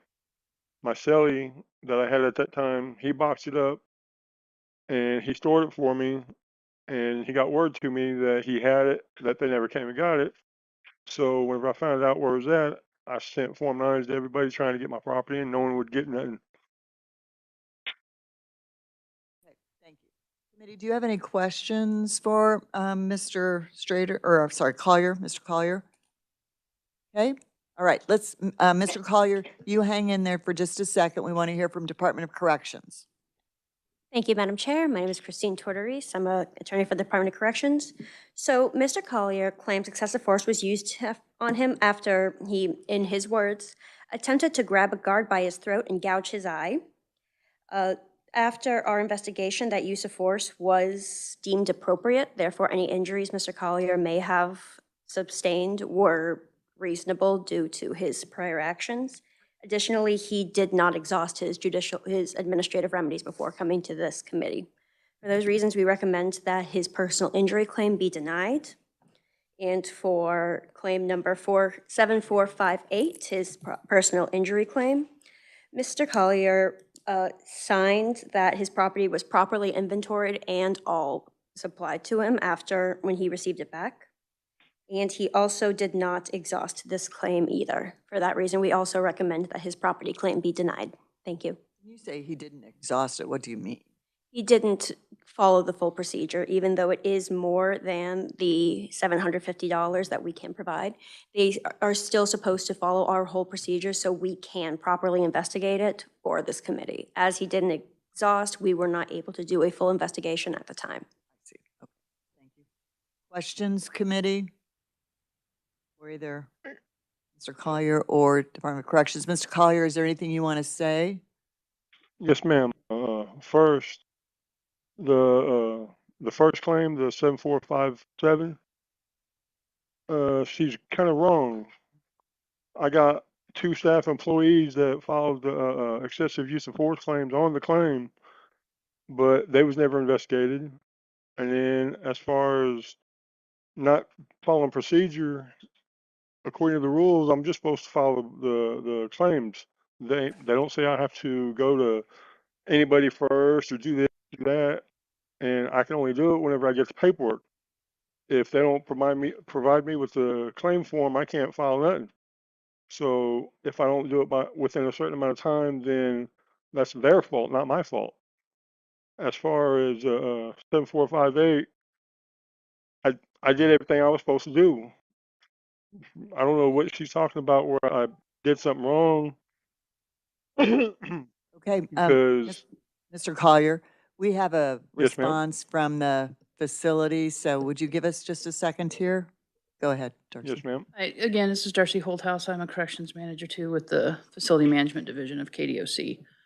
When looking into Mr. Collier's claims, I did review the use of force report, as well as had medical review their side of things to see if there was indeed an injury. He was brought immediately after this, once he was secured to medical for clearance. He denied any injury at the time. And then when brought to, for the further evaluation, he said, or the staff themselves, medical staff that is, stated there were no injuries noted when they looked him over. So, and then 7458, I agree that we should get property, and we've been over this, log it correctly. The problem wasn't the property on our side so much, it's the fact that he just never sent anything to us. We didn't have a chance. Now it's been so long that we can't conduct a meaningful investigation. A lot of our evidence is gone. So that's where we stand. Very good, thank you. Yes, Representative Humphries, do you have a question of Yeah, Darcy? yes, Darcy, if you don't mind, just to understand. So When we receive the property damage claim, is that the first time you hear about it? When they don't go through our procedure, first time I Uh-huh. hear about it is Christine will get the paperwork and then she gives copies to me so I can investigate Okay. what we investigated. Yeah, yeah, that's my question. Like, is there a way, it would save all of us a lot of trouble if we made sure that somehow, and we've talked about this before, that they knew the proper channels to go through and then it wouldn't come here. But if you don't know about it until it gets here, then I don't know. Do you have any ideas or thoughts about that? It is in their inmate handbook. Yeah. And I do know historically that this individual, Mr. Collier, he has filed a lot of paperwork with us. I know he does know the procedure. So why he didn't do it at this point, I don't know. Okay. All right. Thank you. Thank you. Committee, any other questions? Okay, Representative Tarwater. I got a question for Mr. Collier. Mr. Collier? Hello? You put in your statement that you grabbed a guard by the throat and tried to gouge his eyes out. Is that true? Yes, ma'am, or yes, sir. Okay, thank you. Thank you. Mr. Collier, we will get back to you in 20 days with our determination. Thank you so much Okay, for ma'am. visiting. Ma'am? Yes, yes. Ma'am, I have whenever the other lady was saying about my property, or she said that I signed for it, blah, blah, blah, that's not true. She basically, I don't know, lied, I guess, because I didn't give somebody, or how do I say it, they didn't give me the property to sign it. They gave me my shower shoes, soap dish soap that I had in the shower whenever all this went down. They didn't bring the property that I had in my cell. And they never brought none of that. That's the whole property claim on that. Okay, thank you, Mr. Collier. Appreciate it. Yep. Thank you for talking to us. All right. Committee, can we move on to the next two because they are from the same individual, and then we'll stop and vote so we don't forget what. If I may, I do have that signed inventory if the committee feels like they need to see it. Anybody need to see us sign it? Okay.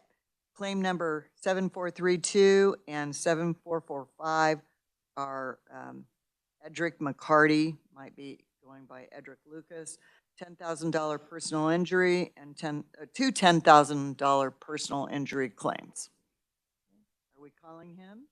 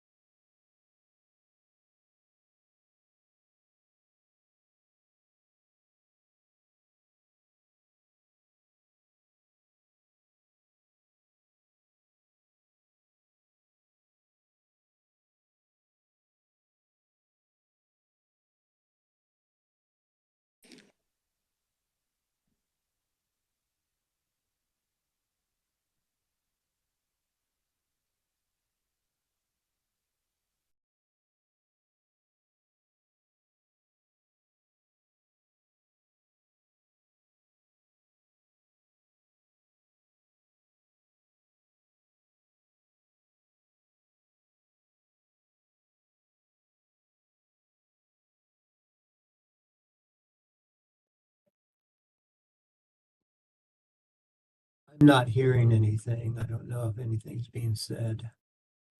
Representative Lewis, we are Yes. trying to dial the next individual. So we're I really see. not talking. You didn't miss a thing. Okay. You're All on. right. Thank you. All right. Thank you. All right. So here's what we're going to do because we're having trouble getting through to Mr. McCarty. How about we discuss Mr. Strader and Mr. Collier while we're waiting on Mr. McCarty? So do I have a motion on Mr. Strader, claims number 7452 and 7441? This is the personal injury or others, discrimination. I keep saying personal injury, but it's discrimination of $100,000 and then a property loss of $3,800. Motion? Representative Tarwater? Make a motion to deny the claim. Both claims, 7452 and 7441. Yes, both claims. Is there a second? Second, Senator Cluse. Any discussion? Okay. All those in favor of denying 7452 and 7441, say aye. Any Aye. opposed, no. Okay, motion passes. Okay, the next two claims were Jeffrey Collier, 7457 and 7458. We just heard those. Do I have a motion? Representative Tarwater. Motion to deny them. Motion to deny both claims, 7457 and 7458. Is there a second? Second, Representative Humphreys. Any discussion? All those in favor say aye. Aye. Any opposed, no. Okay, motion passes. Okay, and we're still trying to get hold of Mr. McCarty. Only like 5 minutes early. You want to move on to the next one just in case? Or not? If you try one more time and then if he doesn't answer, we're going to go to 7436.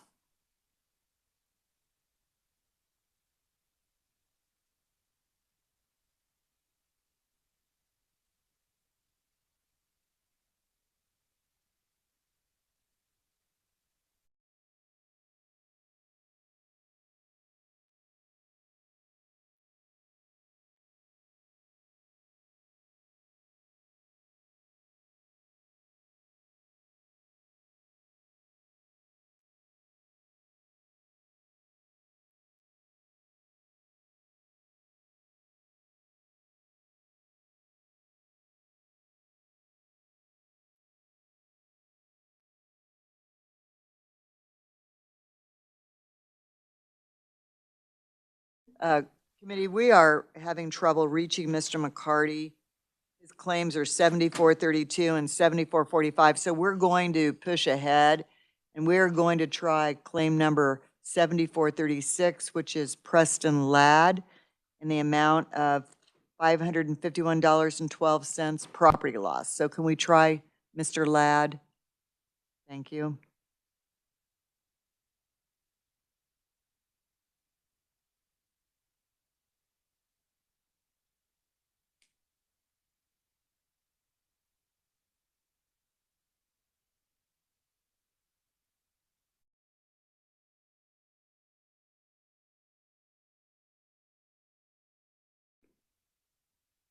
Hi, this is Molly Pratt calling on behalf of the Kansas Legislature's Joint Committee on Special Claims Against the State. Is Mr. Preston Ladd available? Yes, ma'am.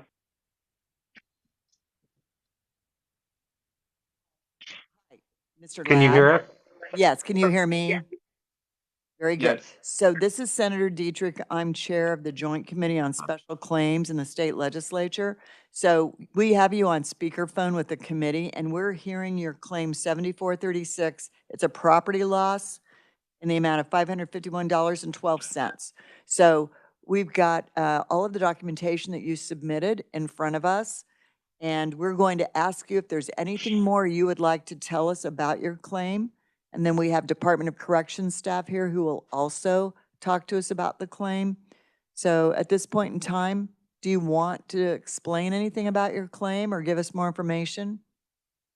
So you guys read my disciplinary reports in front of you. So my first one is, yeah, you go ahead. It talks about, it's a case number 24-9 the dash 295. It basically said that I was stabbed at 2:17 in the afternoon, and then this one right here. Yes, we've got that information. What is it you want to tell Yeah, us, yeah. though? Oh, I just have a question. So do you guys only reimburse the money, or do you guys also reimburse property too? We never reimburse property. If we approve a claim, it will be a monetary claim.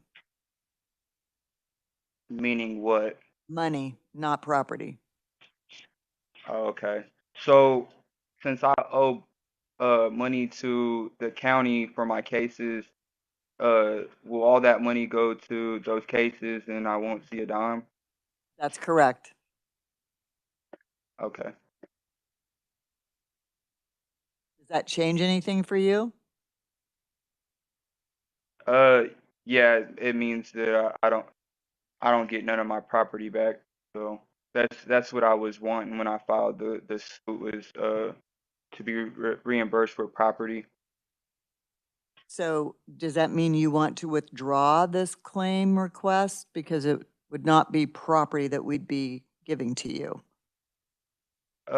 No, because I mean, in the long run, it still benefits me because it takes, $500 off of what I do owe.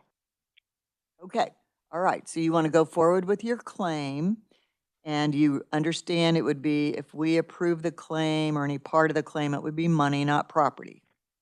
Okay, Yes, ma'am. all righty. Is there anything more you want to tell us about your claim? Like as in what? No, I just wondered if there was something you wanted to share with us before I asked Department of Corrections to give us their position. No, I put everything I had to say on the paperwork that I filed. Very good. Department of Corrections, Christina, would you like to give us your determination? Thank you, Madam Chair. Christine Tortorese, Kansas Department of Corrections. So we did offer to settle this claim with Mr. Ladd. We offered him exactly what he was wanting, the $551.12, and he refused because the money would go towards a set-off. I gave a copy to Nicole. It appears she already gave a copy to the chair.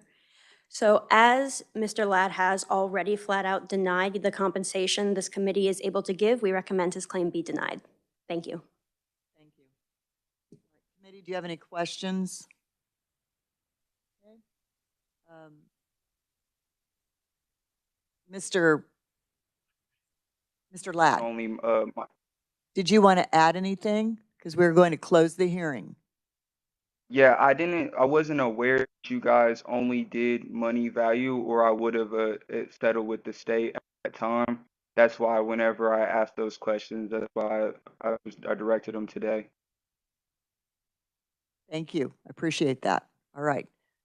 Committee, no more questions. Okay, Mr. Ladd, we will get back to you within 20 days with our disposition. Thank you so much. All right, thank you. You guys have a great day. You too. Bye-bye. Bye.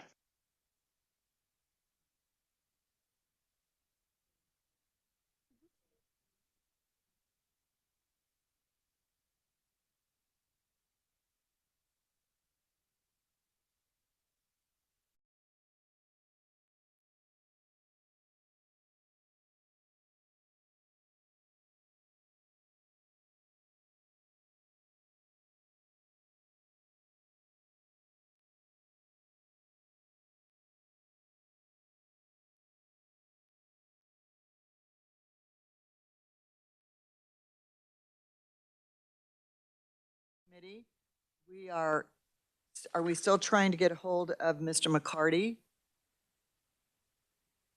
Okay, let's try that one more time.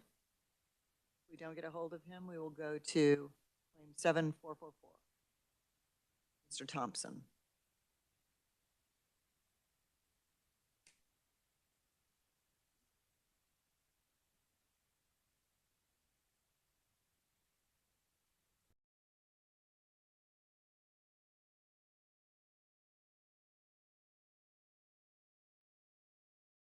Hi, this is Molly Pratt calling on behalf of the Kansas Legislature's Joint Committee on Special Claims Against the State. Is Mr. Edric McCarty available? Yes, present. Excellent. Mr. McCarty? Yes, ma'am. Hi, this is Senator Dietrich. Hi. I'm the chair of the Joint Committee on Special Claims in the state legislature. So the committee has you on speakerphone, and we are hearing your two claims, 7432, personal injury, $10,000, 7445, personal injury, $10,000. You've got two of those. So we've got all of your documentation in front of us, and we've got Department of Corrections staff here to speak to their side of this claim. So is there anything you want to tell us about your claim that we can't read? Yeah. Yes, ma'am. Am I ready? Yes, I'm ready if you're ready. Okay, so once upon a time, 2005, was at Larned Correctional Mental Health Facility. Um, it was movie night. Um, And so we got to a slow part of the movie. People started talking, stuff like that. And I began humming Ozzy Osbourne to myself. And I heard Alfred say, the dude that attacked me say, um, he said, uh, that white people SHR blank. And so instead of feeding off into it, I stood up and I started walking out the door. It was an activity therapy room in Leonard, and the lights were no officer was present. So I know the guy from childhood. That's why he was talking to me. But we never really got along all the time. So I was walking out the door to avoid conflict because I was on a life sentence and behaving meant something. Because I was looking at a bigger picture kind of.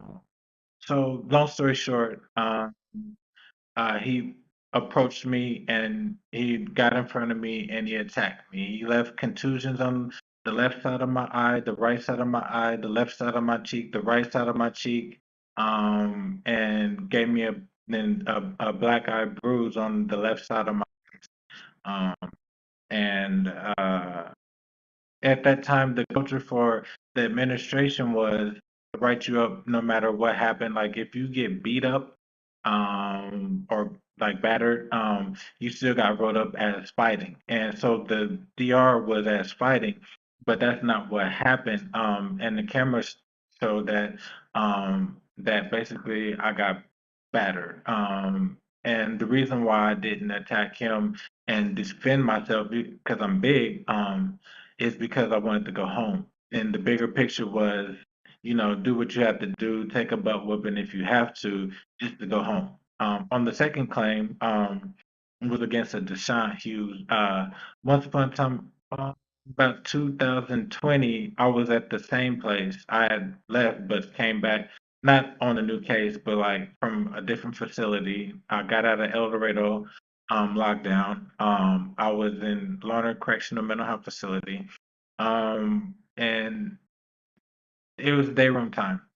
And dudes started screaming crazy stuff like, I have to use this phone. If I catch any MF for using this phone, then I'm going to beat his MF and AS as blank. So, AS blank. So I took it as fact. So I seen him and he looked at me. And he just kept staring at me. I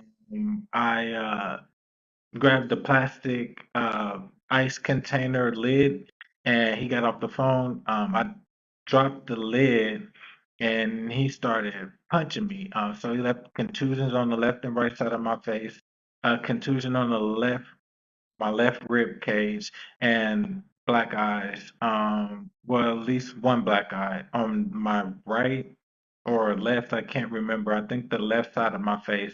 I was treated by Centurion, the mental, the not mental health, but the the health provider that we had a contract with, and they treated me for my contusions and my bruises. And they put me in a hole. and charged me with fighting, and like I literally didn't hit him back. And as soon as they said cuff up, I cuffed up and like agreed with them. But that was the culture of the administration, which a lot has changed since then. But at the time, that's how they treated you. Like if you got into an altercation, whether it was you started it or not, whether you hit back or not, you got wrote up for fighting, and that's what I conclude. Okay, so thank you, Mr. McCarty, or do you want to be called Mr. Lucas? My actual name is Lucas. Okay, Legally, okay, I have to go by. Okay. okay, that's fine. I'll call you Mr. Lucas. I will say that second claim was like over 18 years ago. Yes. Why are you just now making a claim? Well, a parole violation, and just found it. Now I'm out of statute of limitations at the time on the 1983, I believe. When I Googled it on my iPhone 11 when I was out there in 2023, it said 4 or 5, I think. And so this is the last resort that I could see, because like I can't file a 1983 civil complaint on that. Okay, very good. Committee, do you have any questions for Mr. McCarty or Mr. Lucas, I mean? No, ma'am. Okay, No, well, ma'am. thank you. We're going to hear now from Department of Corrections real quick. Go ahead, Christine. Thank you, Madam Chair. So regarding Mr. McCarty or Mr. Lucas's claim number 7432, he does not claim or allege staff negligence in any way. He simply says that he was in a fight that he apparently lost. Additionally, all KDOC residents must file a personal injury claim within 10 calendar days of the incident. And the first time Mr. McCarty has made us aware of this was a informal Form 9 request that he filed on November 4th, 2024. He also does not give any reason for how he reached his claim to $10,000. And okay, yes, for these reasons, we recommend that claim 7432 be denied. Moving on to his claim 7445, it has many of the same issues. This was an incident that happened in February 2006. He also does not give a reason for why he has waited over 18 years to make us aware of this claim. Furthermore, he pled no contest to the disciplinary report regarding this one, in which part it does state that he did start the fight he is complaining of. For these reasons, we also recommend that claim 7445 be denied. Thank you. Committee, do you have any questions for Department of Corrections? Okay, thank you. Me? Thank you, Mr. Lucas. Yes? Uh, I'm arguing, I'm asking why would they think that, I'm not alleging any negligence, when like the police were there the night, in the 2005, to protect me or to do anything for me, because that shows that, well, I'm not gonna say what that shows, but I'm asking, how can that not be seen as me asking about, not asking about negligence? And I'm also asking, on the claim in 2020, Lawrence Correctional, the Deshaun Hughes one, I'm asking, how can that not be seen as negligence when I was in a situation where I'm trying to stay out of trouble and depend on the officers to not let people hurt me and give me contusions and give me bruises and black eyes and ribs, and that was recorded. If they weren't there to protect me, and do something about it before it became a thing, because they were in the day room, uh, uh, being guards, watching the day room when the guy was screaming and yelling at the top of his lungs. So, Mr. Lucas, we can't question or allow you to question Department of Corrections. You can talk to us, and I don't have an answer for that. So, Okay. thank you, though. Thank you for being here today and Yes, talking ma'am. to us. And we will get Yes, back to you ma'am. within 20 days with your, with our decision on your situation. Thank you. Yes, ma'am. All Thank right. Have a you. blessed day. You too. Bye-bye. Okay. Bye. Committee, we've got two Do you need to- claims left. Can we go forward with those two before we vote? And then we'll be done? Okay. Thank you all for sticking with us today. Claim number 7444, Tremaine Thompson, property loss, $157. Are we dialing?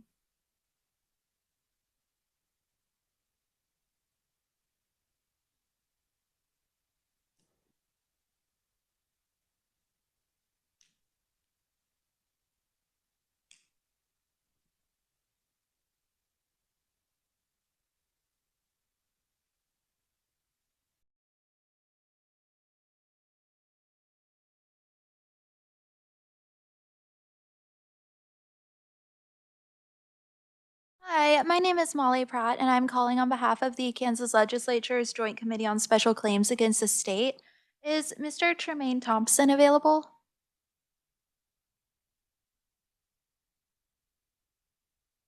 Hello? Hi, is this Mr. Thompson? Yes. Hello, this is Senator Dietrich. I am chair of the Joint Committee on Special Claims in the state legislature. We have you on speakerphone, and we are looking at your claim number 7444, which is a $157 claim against Hutchinson Correctional Facility for property loss. So we've got all your documentation that you submitted in front of us, and we've got Department of Corrections staff here. So is there anything you would want to tell us about your claim that we don't know? Anything you want to explain? Well, they have inmates pack out inmates. So, and also the lockers are unable to be secured. But inmates packing out inmates is an easy way for theft to happen. And I had my player previously to that. It was recently bought, Yes, we've as well got as your, those hygiene items. see that. Okay. All right, committee, do you have any questions of Mr. Thompson? Okay, oh, I'm sorry, Representative Humphreys has a question. Will you hang on a second? Let her ask it. Yes, I just had a Yes. quick question. What do you mean the lockers aren't able to be secured? Most of the lockers here are unable to be locked. There are no locking. There's no way to lock a lock on them. Most of the pieces have been moved or either broken off of the lockers inside of the 4-man cells. I'm currently in a cell right now. There's no way to secure my items. Okay, thank you. Thank you. Any other questions, committee? You're welcome. Department of Corrections, you have a response? Yes, thank you, Madam Chair. So Mr. Thompson has earlier inventories that do not have his claimed items on which he has signed that his property is correct and was returned to him. These inventories are from after he purchased the items, but before this claimed event. Additionally, the lockers in cell D2209, which is the cell Mr. Thompson was in at the relevant time, are currently fully functional, and there has been no work orders put in on them between the claimed incident and now, showing that they were fully functional and able to be locked at all relevant times. For these reasons, we recommend his claim be denied. Thank you. Committee questions? So I have a question. So are we talking about combination locks on lockers? Yes, ma'am. And you're saying that those lockers are capable of being locked? There are combination locks on them? Yes, they can purchase padlocks and be able to lock their property. Can I respond? We have a question from another representative. Will you wait a second? We'll get back to you. Yes. Representative Sawyer. So my question is this, the claimant mentioned that, that other inmates packed out items for inmates. Is that true? Because how could you possibly trust that? I wouldn't let someone else do that if that was my stuff. That does happen occasionally. I do not have the information to confirm nor deny whether it happened in this case. And when that does, the resident whose property it is allowed to go through the list. So the resident puts all the property in a box, an officer makes a list of what was put in the box, and then the resident whose property it is looks at the list and can notate, oh no, this is missing, or they can sign that that is a correct inventory of their property. So I'm looking at, you may not have the same page numbers I'm looking at. But page 317 in our packet, it looks like that was everything that was in there. Didn't have declared value or anything on it. But then we have signatures on it. Is that the list you're talking about? I cannot tell from that alone. Does it have a date listed? Yes, 7/12/24. Give me. I have multiple from 7/12/24, but he did sign that those were his property. They do occasionally just refuse to sign some lines. Sure. Very good. Okay. Did you want to add something, Mr. Thompson? Yes, when we're taken to segregation, we're made to sign for our property before we're even able to look into the box. Most of the times you can't read the carbon copy sheet, so you can't tell what's all on the inventory. We're made to sign it before they give us the items that are supposed to be ours. Also, there was a Sergeant Dixon who worked this sale house who put in multiple work orders for that sale, for those lockers to be repaired, because I complained about that as well as the wiring that was in the room. It was unsafe. Sockets hanging out of the casings, just hanging out of the wall, cable wires just hanging out of the wall, unsecured. It just unsafe. So Sergeant Dixon did work orders for that sale. He assured me of that multiple times. Okay, thank you. Thank you, Mr. Thompson. Committee, any other questions? Senator Yeah. Cliff, did you have one? All right. Question? Representative Humphries? Thank you. Why do you say that the lockers are fully functional? I have received photographs of them during my investigation of this claim, and I believe it was Jordan Bell who is in control of work orders at HCF, go through the history and confirm that there have not been work orders put in between now and when this claimant's incident. But I have seen photos that all of the lockers in that cell are currently fully functional. Thank you. Any other questions, committee? All right, Mr. Thompson. I'm sorry. Oh, yes, I'm sorry. One more question. Representative Humphries. And what about the fact that that residents pack out other residents? What? He said that that happens. I do not have the evidence to confirm nor deny that. I did not have documentation of that. That was not part of his initial claim. Is Darcy still? And do you think that happens? I mean, maybe not in this case, but in other cases? This is Darcy Holdhouse, Corrections Manager 2 with Facility Management for DOC. That does at times happen. A lot of times they're a cellmate. They want to help start packing up their other cellmate's stuff. Sometimes they take stuff. You don't know. So it does happen. It's not something I generally would see directed unless there's a lot of things. And then sometimes an officer may ask a trustee to help box things up. Yep. But Okay. Thank you. Thanks.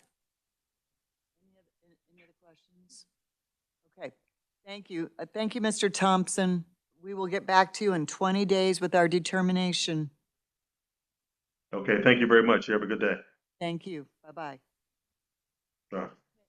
Our last claim is number 7435. It's Rudolph Wallace, $79.32, property loss.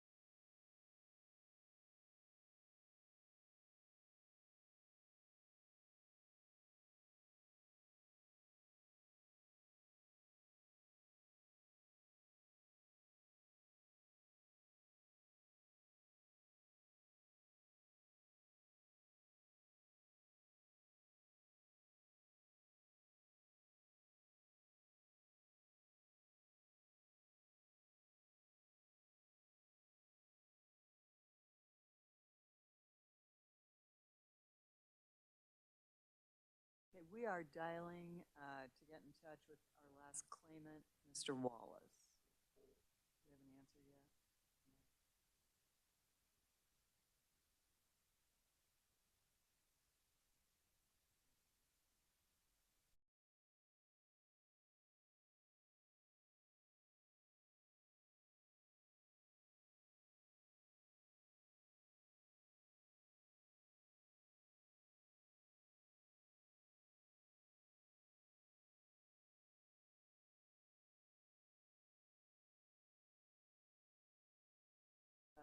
Committee, while we're waiting on Mr. Wallace,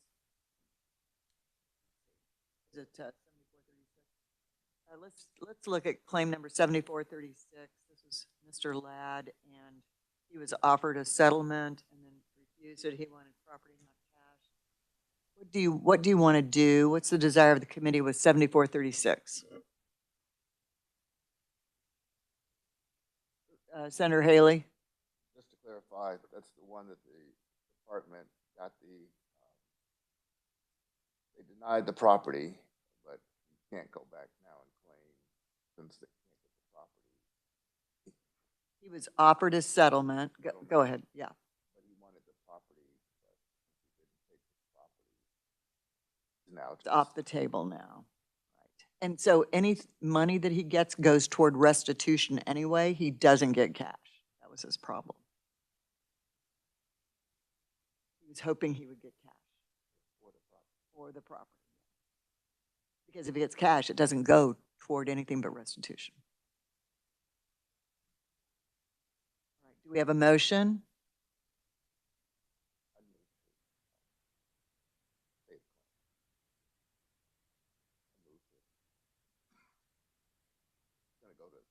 Coming back. Yeah, I'd move it. Is your mic on? Did you? Chairman, I'm not able to hear. Yes, we are. Okay, sorry, Bob. We are well mic'd now. Thank you. Okay, sorry.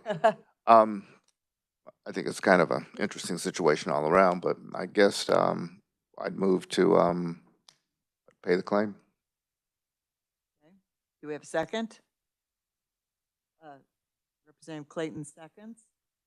Okay, any discussion? Or Senator Cluse, yes. Thank you, Madam Chair. This is the one that he kind of misunderstood what the process was, right? He understood that he thought if he brought it to us, we could give him property. And we don't deal in property, we just deal in money. And if he got the money, he can't buy anything with it because he's got to make restitution. He's got bills that he has to pay. Right. So the money doesn't do anything for him other than just lowers his debt, I guess I would say. Yeah. Does that answer that? Was that out of existing agency funds, the motion, Senator Haley? You moved to pay the claims out of the existing funds of the agency? My understanding. Yep. That it was, I think that's kind of interesting because it apparently. goes right back to it though, doesn't, I mean, who's the restitution go to? Or that's through the court, that's something else entirely. Yeah. Okay, right. I think that's kind of interesting because the agency did think that they should pay it. And so, and he refused it, which that is a problem that he did that. But they still thought that it was worthy of being paid. So that's. We characterize that correctly, Department of Corrections? Yes, Madam Senator. He was offered the money after our investigation, and then he denied it. He did not ask for clarification. He never requested that we offer him property instead, which would have been considered. He rather just said no because I would have to pay my debts with it. I believe you have a copy of the denial. It says no because his money would go to set off. He did not want to pay his debts. Thank you. Okay. Is that, all right. Yeah. Any other discussion? We have a motion to approve the claim out of existing funds. Second. All those in favor say aye. Aye. Is that 3? All those opposed, no. I abstentions in this room. All right, it looks like it passed. We have more ayes and no nos, so, all right. All right, very good. All right, claim number 7444. This is Tremaine Thompson, $157 property loss. We just heard this one. Do we have a motion?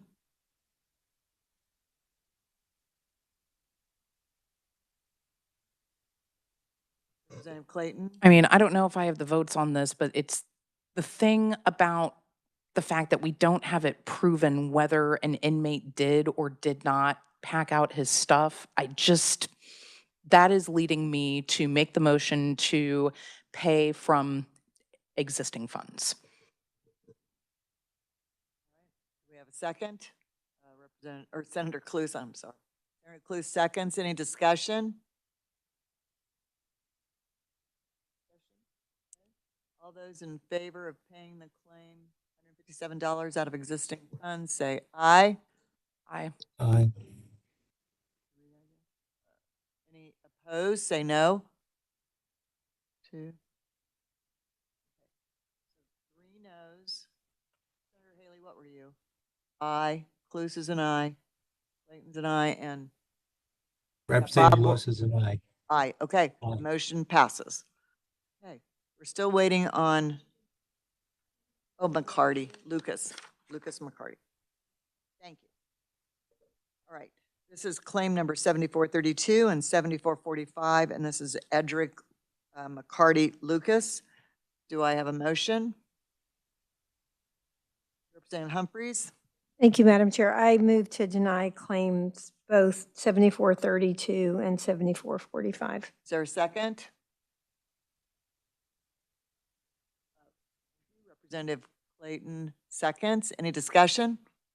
All those in favor say aye. Any opposed, no. Okay, motion passes. Okay, now we're still waiting on the last claim, 7435, Mr. Wallace.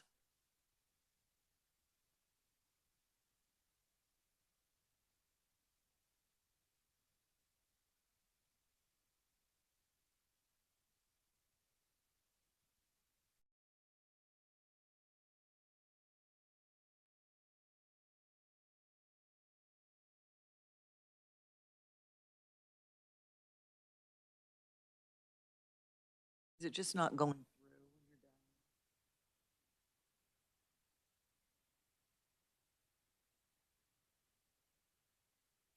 Okay.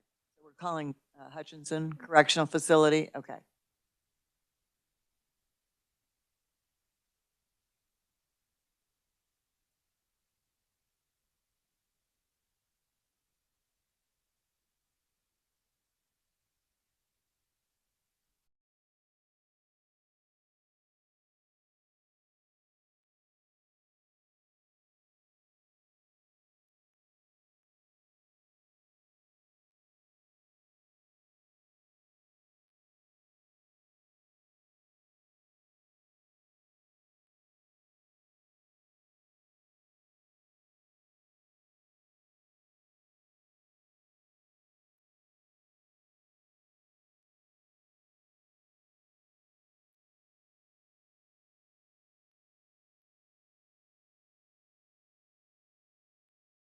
Pick up the phone.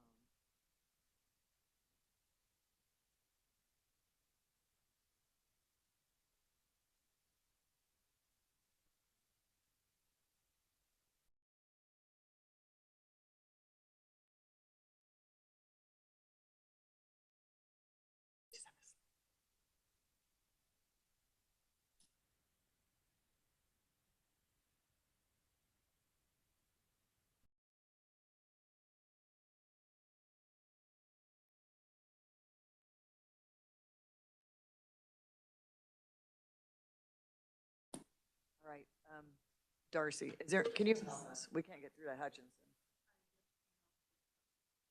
Thank you. Thank you. Thank you so much for being here too. You're a big help. Your knowledge.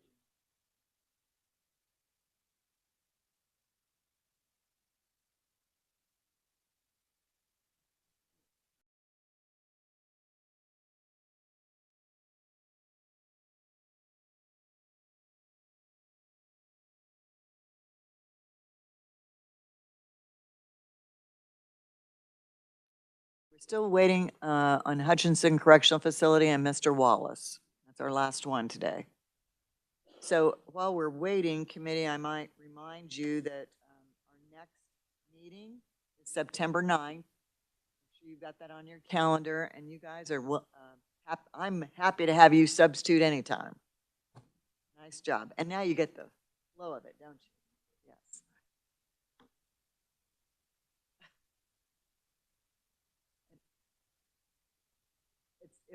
We will always try and start at 10 since people need to drive in. That way you don't have to rush it. I mean, Senator Cluse and I live here, but most of you have to travel.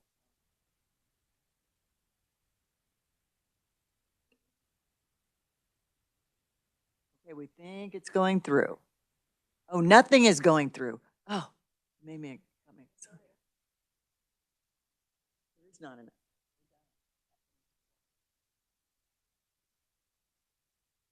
Oh, yes, we can. I'm sorry. Yes, we certainly can. We've carried over how many? 2. And if you start working on the agenda for the next meeting, is it full? Yet. Well, I would say what we give it, maybe 1 more minute. What you think?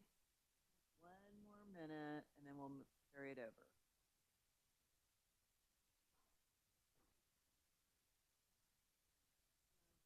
Thing.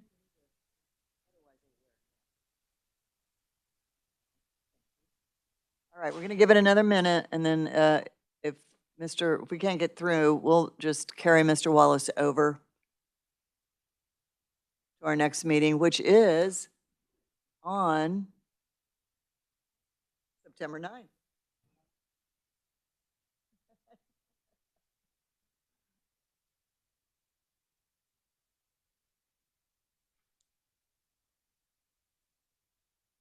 Still not going through.